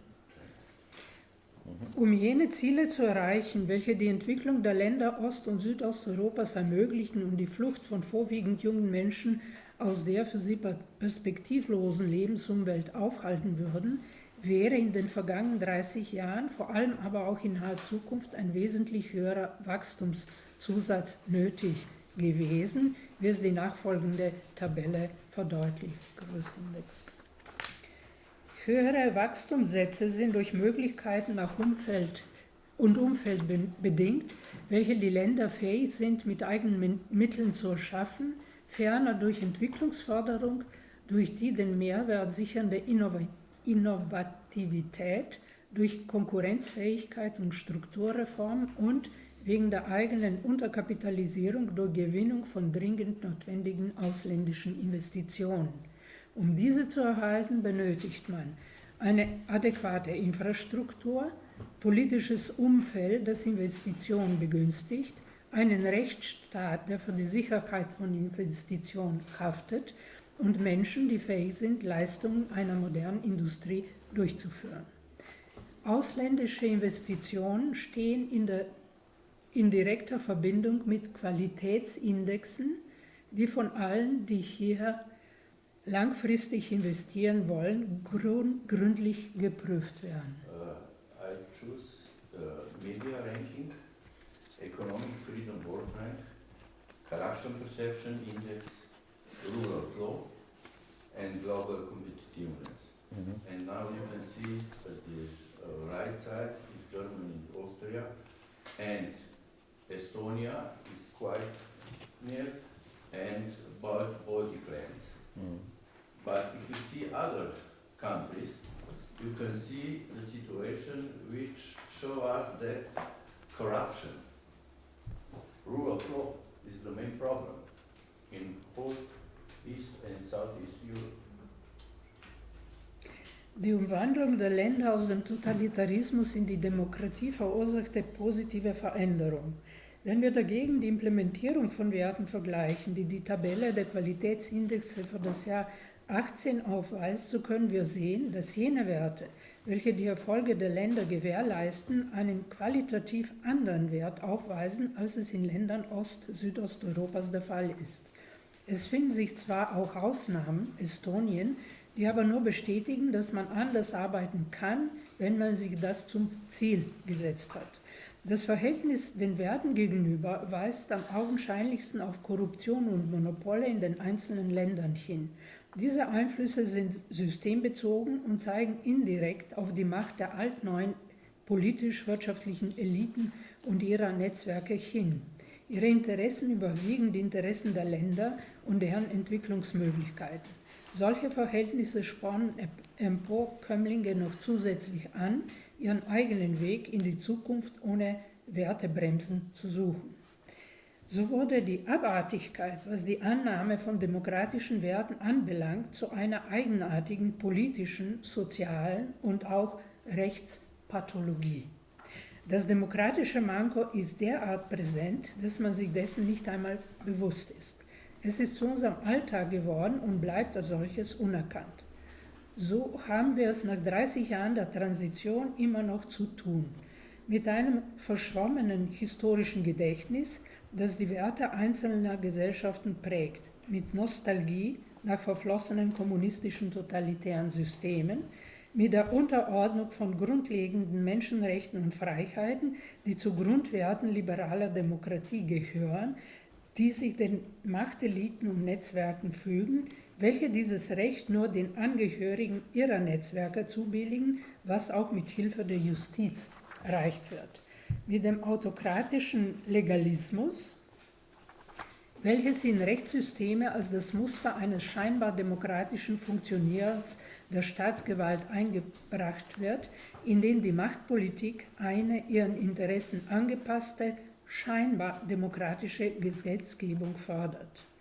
Mit dem Anwachsen der Korruption und des Klientelismus unter der Aufsicht der Eliten und ihrer Netzwerke werden neues, konkurrenzfähiges wirtschaftliches Entwicklungsumfeld und strukturelle Entwicklungsreformen verhindert. Mit eingeschränkter Rechtssicherheit und dem Anwachsen des organisierten Kriminals, worauf auch der diesjährige UNO-Bericht hinweist. Mit Medienkontrolle werden der Status quo, Apathie und Ohnmacht aufrechterhalten, die sich in niedriger Wahlbeteiligung zeigen. Den Ausgang aus dieser Sackgasse des fortwährenden Rückstands kann nur ein entschlossener Bruch mit der Gesinnung gewährleisten, die ihre Wurzeln in den verflossenen totalitären Systemen und ihren devianten Phänomenen hat, auf die die Tabelle Qualitätsindexe hinweist. Eine richtige Entwicklung dieser Länder ist nur durch Implementierung von Werten wie grundlegende Menschenrechte und Freiheiten möglich, was vom Rechtsstaat gesichert wird. Aus dem Gesagten geht hervor, dass man sich, um den demokratischen Durchbruch zu erreichen, erstens mit den Gründen des demokratischen Mankos auseinandersetzen muss. Zweitens, man muss neue Formen von Wirtschaftsförderung außerhalb der herrschenden Eliten bestimmen, die eine konkurrenzfähige Wirtschaftsentwicklung in diesen Ländern gewährleisten würden. Drittens, man muss die Entstehung, Entwicklung und das Funktionieren von autonomen und unabhängigen Bildungs- und Forschungsinstitutionen gewährleisten. Viertens, man muss unabhängige Kontrollmechanismen in Kraft setzen, die eine Kontrolle von Verteilung von jenen Mitteln gewährleisten würden, die aus der EU an diese Länder fließen. Mit diesen Mitteln wird jetzt in einem Umfang von 76% nach dem Prinzip der Teilverwaltung der Nationalregierung administriert, die diese Mittel über arrangierte Ausschreibungen an ihre Netzwerke verteilen. Fünftens, man muss die Entwicklung einer pluralisierten und autonomen Medienlandschaft gewährleisten, die allein die Zivilkontrolle über alle 3 Machtzweige über die Korruption und die Anomalien des Deep State sichern kann. Und sechstens, man muss die Entwicklung von Zivilgesellschaften gewährleisten, die fähig wären, sich mit politischen, wirtschaftlichen und Gesellschaftsfragen einzelner Länder auseinanderzusetzen. Dankeschön. Eine lange Liste von Forderungen, aber auch eine lange Liste von Defiziten, die mich etwas erschreckt.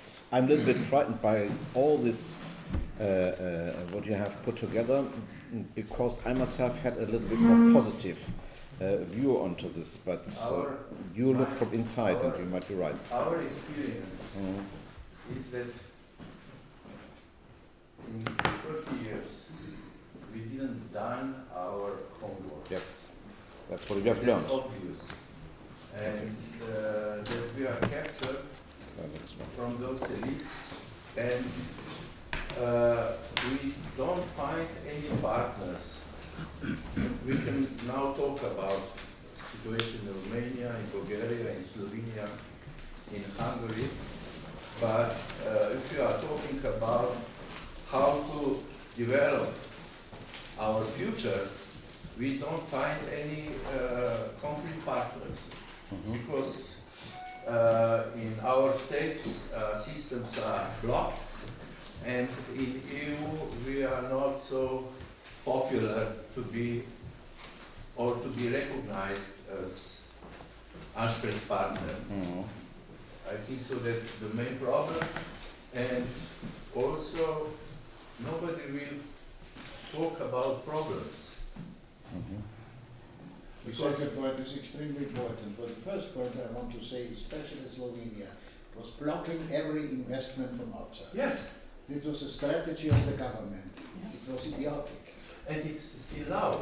It's still now, and those elites survived through their own local market. I guess we should come back to this point when the discussion, when Hedwig is moderating this, is very important. Allow me that we go on now with István Torosi, who is actually a specialist for African studies. True. And he's brilliant in English because he spent quite a while in the States and much more time in the United Kingdom while Britain was still member of the European Union. We both regret a little bit this development right now. His subject is the migration process concerning Hungary. You have the floor, please. Thank you very much. Just waiting for the PPT. I'd like to show you a couple of maps. Just a moment. Yes. Just a moment. Thomas is wonderful. But anyway, I warmly greet you again at this great conference. Yes, thank you, thank you. In my talk today, I will focus on migration and how it is seen as well as how it is interpreted in Hungary. And I agree with what has been mentioned already, that migration can be taken as one of the issues which brings up Europe's problems. Questions both about the nation state as well as the Union itself. Migration for sure needs to be approached and analyzed from different angles using different theoretical assumptions. And we have to avoid, especially as we are scholars, we have to avoid oversimplifications. That should stay with politicians, but less and less so, if I may say. Yet it should be looked at from an economic labor market perspective as well as from a security-related aspect and angle, rather holistic, however, not only concerning the security of the nation state, but much more from a human security perspective, which is a much more complex view, as we know, as well as from a governance and policy perspective. As for the latest, we must face and recognize a serious double talk or multiple talk used by all actors, all political actors involved, national governments, as well as EU institutions, none of them talking in a consistent, honest and clear way towards populations at large. However, this is ever so needed to be able to find any common ground and solution. I think there are clear distinctions when we talk about international migration. Let it be certain categories of migrants, certain processes that are overarching all these issues. And people are not stupid. People can understand things. They should not be overlooked and manipulated. Manipulative political communication, I think, is one of the most dangerous things in this. Of course, you can win elections with it, but in social terms, for the long run, big harm and damage can be done at the same time. So once again, people are not stupid. This is one of my statements. And one of the major tasks for the political institutions and actors across our own macro region is to consider citizens as political adults, not as political kindergarten children. And I think this is a real prerequisite in completing democratic transitions in all our countries. So I'm convinced that we scholars at least have to stay focused and help people understand the real picture, as against, one more time, the one-sided, many times manipulative government communications.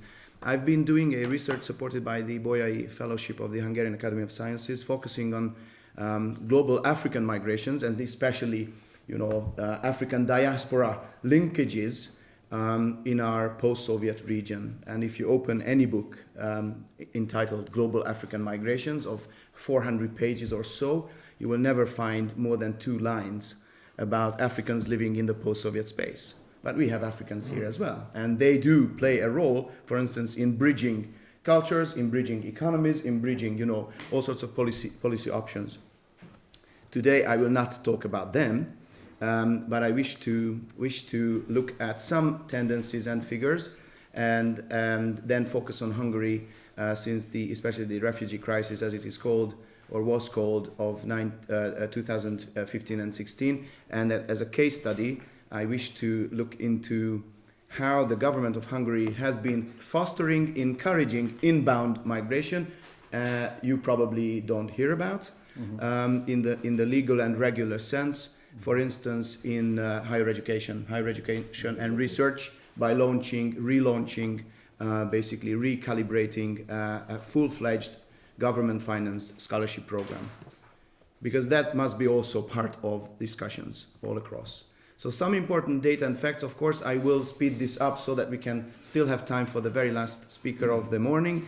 Of course, if you look at stock data, you can see the tendencies on a global scale about the geography of migration flows, as well as what drive these migration flows and how important, for instance, the migration-urbanization nexus has become. We have touched upon, to some extent, this issue that, of course, cities are targets of internal migration and regional migration, and more options would be needed to foster that, so that people can find better lives, and at the same time, of course, to have proper linkages with the countryside at the same time. If you check this, for instance, as a case with the African continent, you can see that more and more larger cities emerged in the last couple of decades all across the coastal regions. The big cities have become mega cities, and from the interior parts, people migrated to these parts of the continent. And when you hear that there is a huge danger these days that from sub-Saharan Africa, millions and millions of blacks will flood our own macro region, be cautious, because most of them migrate within the continent and within their regions. Around 90% of total African migrations happen on a daily basis within the continent of Africa. And new destinations arise in these megacity regions. But of course, if you check a certain category of migration and migrants called refugees, because we have to make clear distinction when we talk about refugees, and we should not oversimplify or intentionally combine certain groups of refugees, such as economic refugees, because there is no such category as economic refugee. A refugee is clearly stated by the Geneva Convention and others, and there's nothing to do with economic migration of that kind. So when we check all these data figures, we can see that there are tendencies on a global scale in terms of more and more women and girls involved, as well as instabilities all across would push people out of their homes more and more so. And if you check the numbers, staggering numbers rising, you will see up until the 2015 refugee crisis year, a huge increase in this population all across the globe. If you check the countries of origin of these refugees, then you will see quite a small circle of such countries, ranging from Somalia via Syria to Afghanistan, from where the largest amount of people needed to flee, leave their homes. But most of them stayed within their own countries and therefore became the so-called IDPs, internally displaced persons. And here in Hungary, we do not talk about these issues. Here in Central and Eastern Europe, our countries and the populations in our countries would scarcely hear about internally displaced people. These are the conflict regions around 2015. I think it is different in the Ukraine. The internal displaced person, the number is comparatively high coming from the east to the west in Ukraine. Yeah. But what I mean is There's that... a big problem with the stability of the country. Sure, I agree with that. What I wish to underline here is that when you hear about international migration, when you hear about refugees, when you hear about crisis situations, and when you are threatened by, floods of such refugees into our own homelands, you never hear about the real conflict situations, and you never hear about internally displaced people. This is my argument, yes. So these were the 15 conflict zones around 2015. And of course, hitting us the most should be considered as the Middle East and the region of the Middle East especially. 2014, you can see the IDPs and refugees all across the globe. And then 2017, end of 2017, still the same. The major regions would not really change. Let it be Afghanistan or the Middle East or the more central African regions. So we should be more aware of what has been going on out there, so that we understand and come up with any proper response or better response. This is just the Horn of Africa region, from where many people would go. Yes, to some extent, and some of them would try to come to Europe. And to many other, attention should be given to the vicinity, the geographic proximity of the region, for instance, Yemen, as well as the whole wider Eastern African region. There are many routes, basically, not just one route towards Europe. How many refugees in Europe and in Hungary? Yes, we must not neglect that, of course, by 2015, especially in the first 9 months, of that year, over 700,000 people entered the EU, according to Frontex. And in Hungary, it was a huge push, of course, on behalf on the Hungarian border region, as well as on society. If you check, the number of asylum seekers rose 20-fold. So obviously, that represented a huge issue for the political actors as well as society. But very slow bureaucratic procedure, serious capacity problems you could face, as well as many other issues that were put on the table. Why Hungary? It was quite obvious. People could enter, of course, the Schengen zone via this border region of Hungary, which is quite long. As you can see, almost 700-mile long Schengen border region. And that means, of course, the external border of the European Union. Okay. So we must not neglect the task of Hungary to protect this. And I would not neglect it myself. However, that is one issue on the table. There are so many other issues that you have to connect to this. Yeah, capacity building is truly one of the things, how you can deal with, in a successful way, increased illegal trafficking, Of course, there were solutions, and of course, if you check again the data sets, you can see that this really hit hard Hungary as well as the region. So the government needed to come up with some solutions. Where they came from as asylum seekers, you can see some of the countries, sending countries, top 5, I would say, included all those regions that were, in the conflictual sense, were hit hard. Let that be Syria, let that be the Western Balkans, to some extent, some regions of the Western Balkans and Afghanistan. And it's also interesting to look at, up until 2014, out of all the asylum seekers, how many people got any status of protection. And it's a very tiny percentage, still up until today. This is a tendency in our case. So my first question was why people wanted to come. I would really refine, not to Hungary, but towards Hungary. Yeah? Why Hungary? But rather, I would say, why not Hungary? That is also an interesting perspective, I think. The people who approached Hungary wanted to travel through.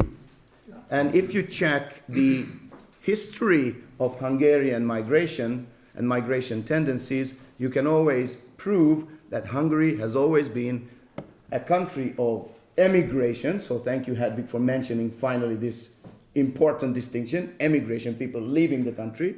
From time to time, yes, we had, influx of refugees, especially if you go back to the very latest Balkan wars, but people leaving the country as well as people transiting. So it's a country of transition as well as a country of emigration. When I look at, for instance, why Africans come here, my good friend from Ethiopia over there, for instance, of course you can see the very important purpose of study at the University of Pécs, for instance, But if you check the numbers, you can see that this is a tiny proportion of the population. Why? Because truly there are missing diaspora linkages and support. And if you look into how any migrant would make the migration decision, there are so many things on the list to consider. One of them is whether there is any support coming from any diaspora. In Hungary, truly, we have less than 7,000 Africans, for instance. Around 15,000 Chinese. You will never know the exact numbers, of course. No. But you never know the exact number. That's the point. Yeah. But if you check the statistical data, yeah. Completely right. Yeah. So, but you will never know. Okay. If you check, the third large group from Vietnam, a bit, 8,000-9,000, and basically that's it. This is a country where you don't find the very exotic, immigrants. Yeah. So, in a kind of a historic perspective, the country can be considered as a homogeneous country, of Hungarians. And let's not talk about who the Hungarians are. Okay. Let's stop here our discussion. But the point is, immigration population all across the country. Of course, there are big challenges, far too tough linguistic challenges, if I may say, scarce labor market opportunities. However, of course, you can debate on this because you can see a shortage in certain sectors because people leaving those sectors. Therefore, we would need people in those labor market sectors. Can they speak Hungarian? No, because if you check, of course, about the superheroes like, Superman, Batman, and others, yeah? You can buy T-shirts, yeah? Now, you can buy such a T-shirt. I speak Hungarian. What is your superpower, yeah?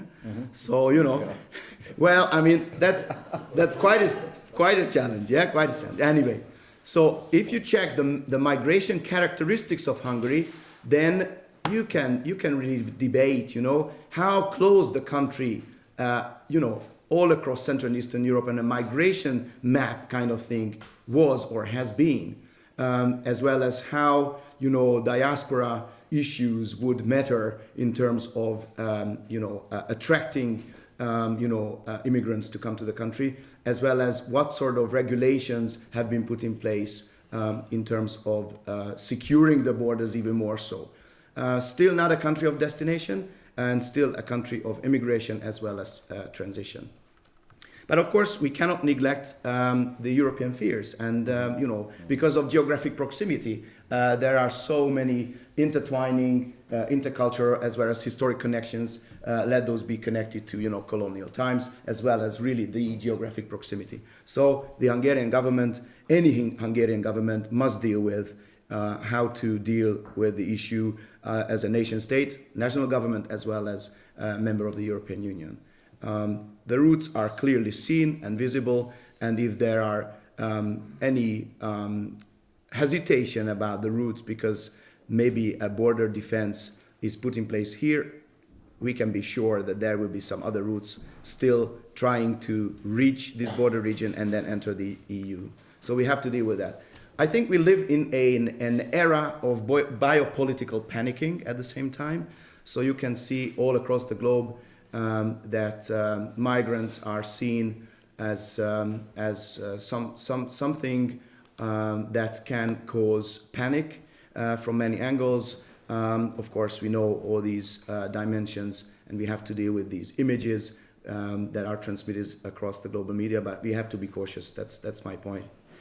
In the Italian news channels, I think this word is important. The framing of the news on migrants can be clearly seen 2015 again, and migrants are often portrayed in bad news, such as crimes and terrorism. But of course, that's one oversimplification of the issue. Yes, they are part of it. They can be part of it, but not 100%.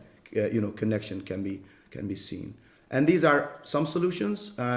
Now this is has become a double-fenced protection across the Hungarian border, and then of course these are very much connected to perceived threats, challenging the cultural status quo, of course, of the nation state, as well as socio-economic threats, as well as potentially groups that may become disloyal in political terms to the regime that are there. So all these perceived threats certainly can be understood in a much more national identical framework, as well as how to deal with the sovereignty of the nation state. One of the answers to this is, as the Hungarian Prime Minister said, he will do everything so that Hungary stays the country of the Hungarians. That is very much connected to national identity, cultural identity, and as opposed to this, perceived threat, a kind of protection, of the values put forward. Yet another interesting communication aspect, which I think should be cautiously looked at when we hear the statement coming from any political actor, that migration is bad, or let me add right away, when you can hear that migration is good. It's so complex that, of course, there are so many aspects that can be considered in the group of bad, and there are so many others that should be connected to the other group. So I think both should be at the same time put forward towards society at large, so that people can understand and not oversimplify things to that migration is bad. Especially when we have to deal with this issue. And you never hear political actors speaking about Hungarians, especially the young and the bright, as you also talked about that in the case of Romania or Bulgaria, leaving the country, emigrating, yeah? And you can see why they emigrate in the last couple of years. Most of them would like to work, 84%, according to a project by many scholars all across South, Eastern and Central and Eastern Europe in the CIMIC project. So 84% with the intention of my immigration focusing on the labor market, and then 3% with a study purpose, and then the rest, of course, family reunion and others. So because of so many factors that either push people out of their homelands or pull to another homeland, any migration policy that should focus also on integration should deal with emigration as such in a much more complex view. But that you cannot see. That you cannot see in the political narrative. And what about encouraging migration then? And that's my final point.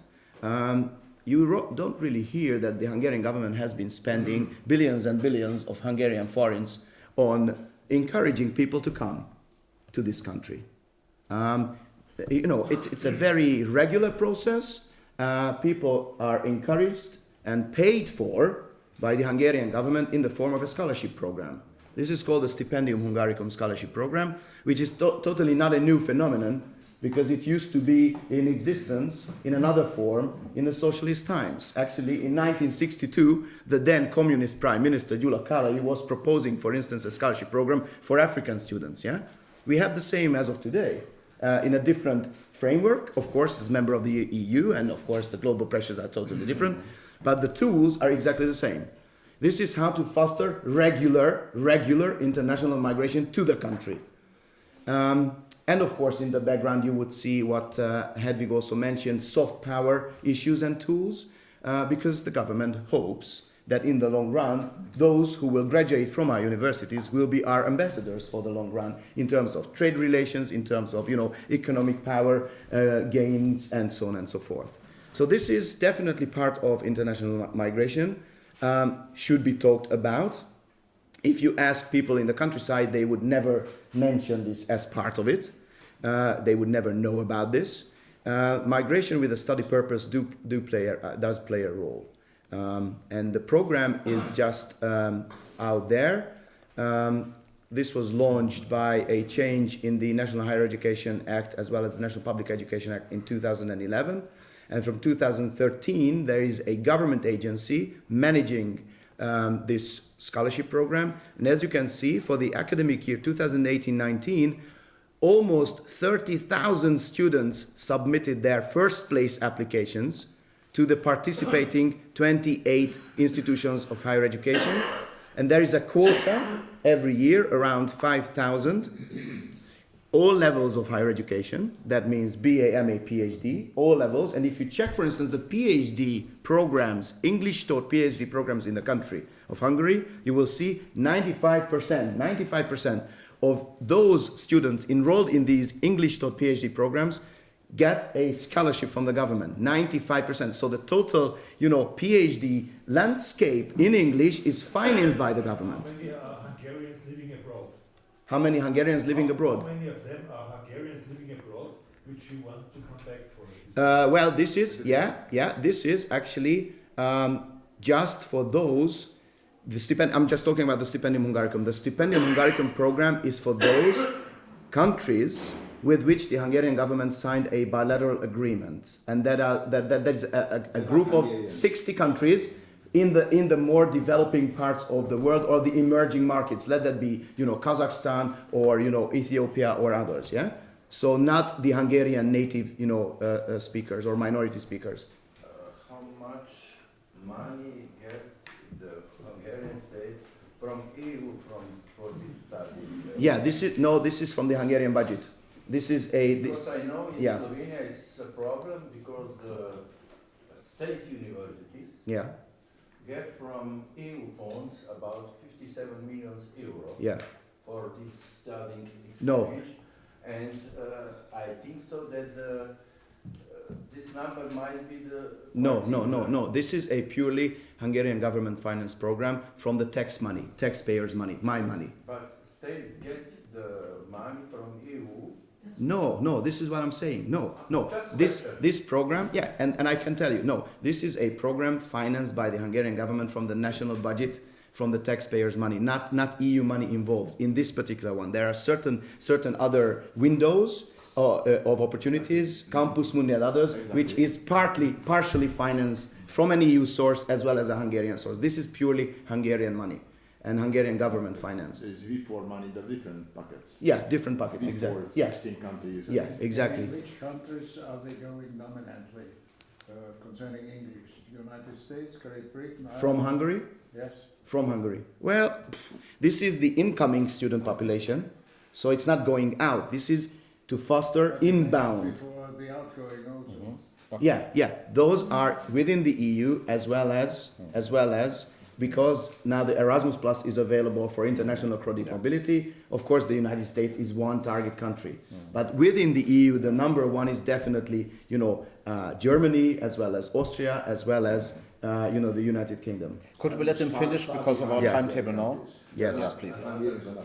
No question right now, please. Yeah, we let him finish because of our timetable. Yeah. So here, my argument is that when we hear in the daily political communication reality that migration is bad, and the government wants to pretend a kind of consistent anti-migration policy. This is also part of the picture. This is also That's a different migration. That's a different one. Yes, but that's the argument. But that's the argument. That's okay. That's He also made a migration. distinction between migration Yeah. and the refugee crisis, which we still Yeah. need to analyze. Yeah, first Exactly. let him Yes. finish now. We won't discuss this aside. Yes. Well, just one case study to finish off with, because one, of course, interesting issue, and that was mentioned also, Chinese involvement all across Central and Eastern Europe. This is just for our university, our bilateral partnerships with Chinese universities. These are the provinces where we have partner universities, and this is actually another map from where we have scholarship holders, which provinces. And if you compare the two, we can use, as an individual university of higher education or institution of higher education, this government scheme to further foster bilateral relationships, for instance, with China or with anybody else. It is a great marketing tool at the same time for the higher education sector to increase, this kind of movements.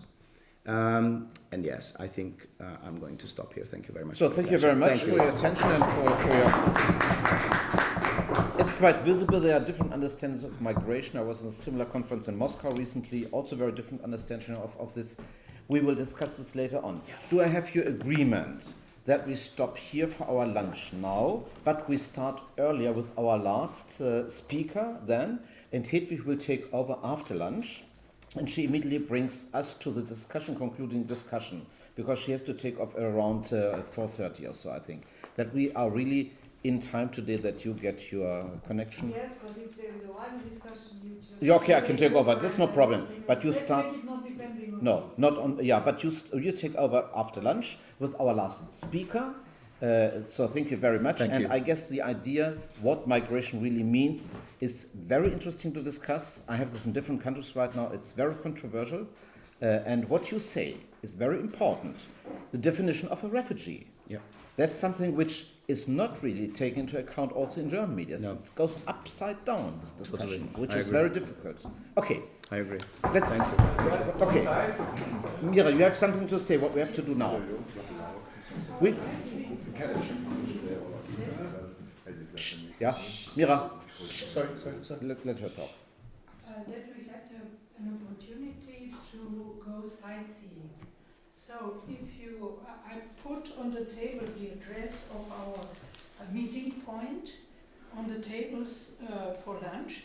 And if you want to come all together with us, we meet in the reception at 6:30, at 6:30, 6:30. We meet here. Those who want to come by combi with Tomasz, Professor Busek, Herr Botschafter Briggs. There are a few more places in the car. You can go with Tomasz. The rest of us will call taxi and will be brought there. We will be taken by the tourist guide then to the Hotel Palatinus where we have our dinner in the evening. So, meeting 6:30 we start for tour through the city here. And after the lunch we start here already at 3 o'clock. There will be a shorter break now at 3 o'clock. Michael, which means we stay here and take afterwards the sightseeing tour. Okay, we'll discuss it for now. Okay, at 3 o'clock we start here again. Thank you very much for your attention.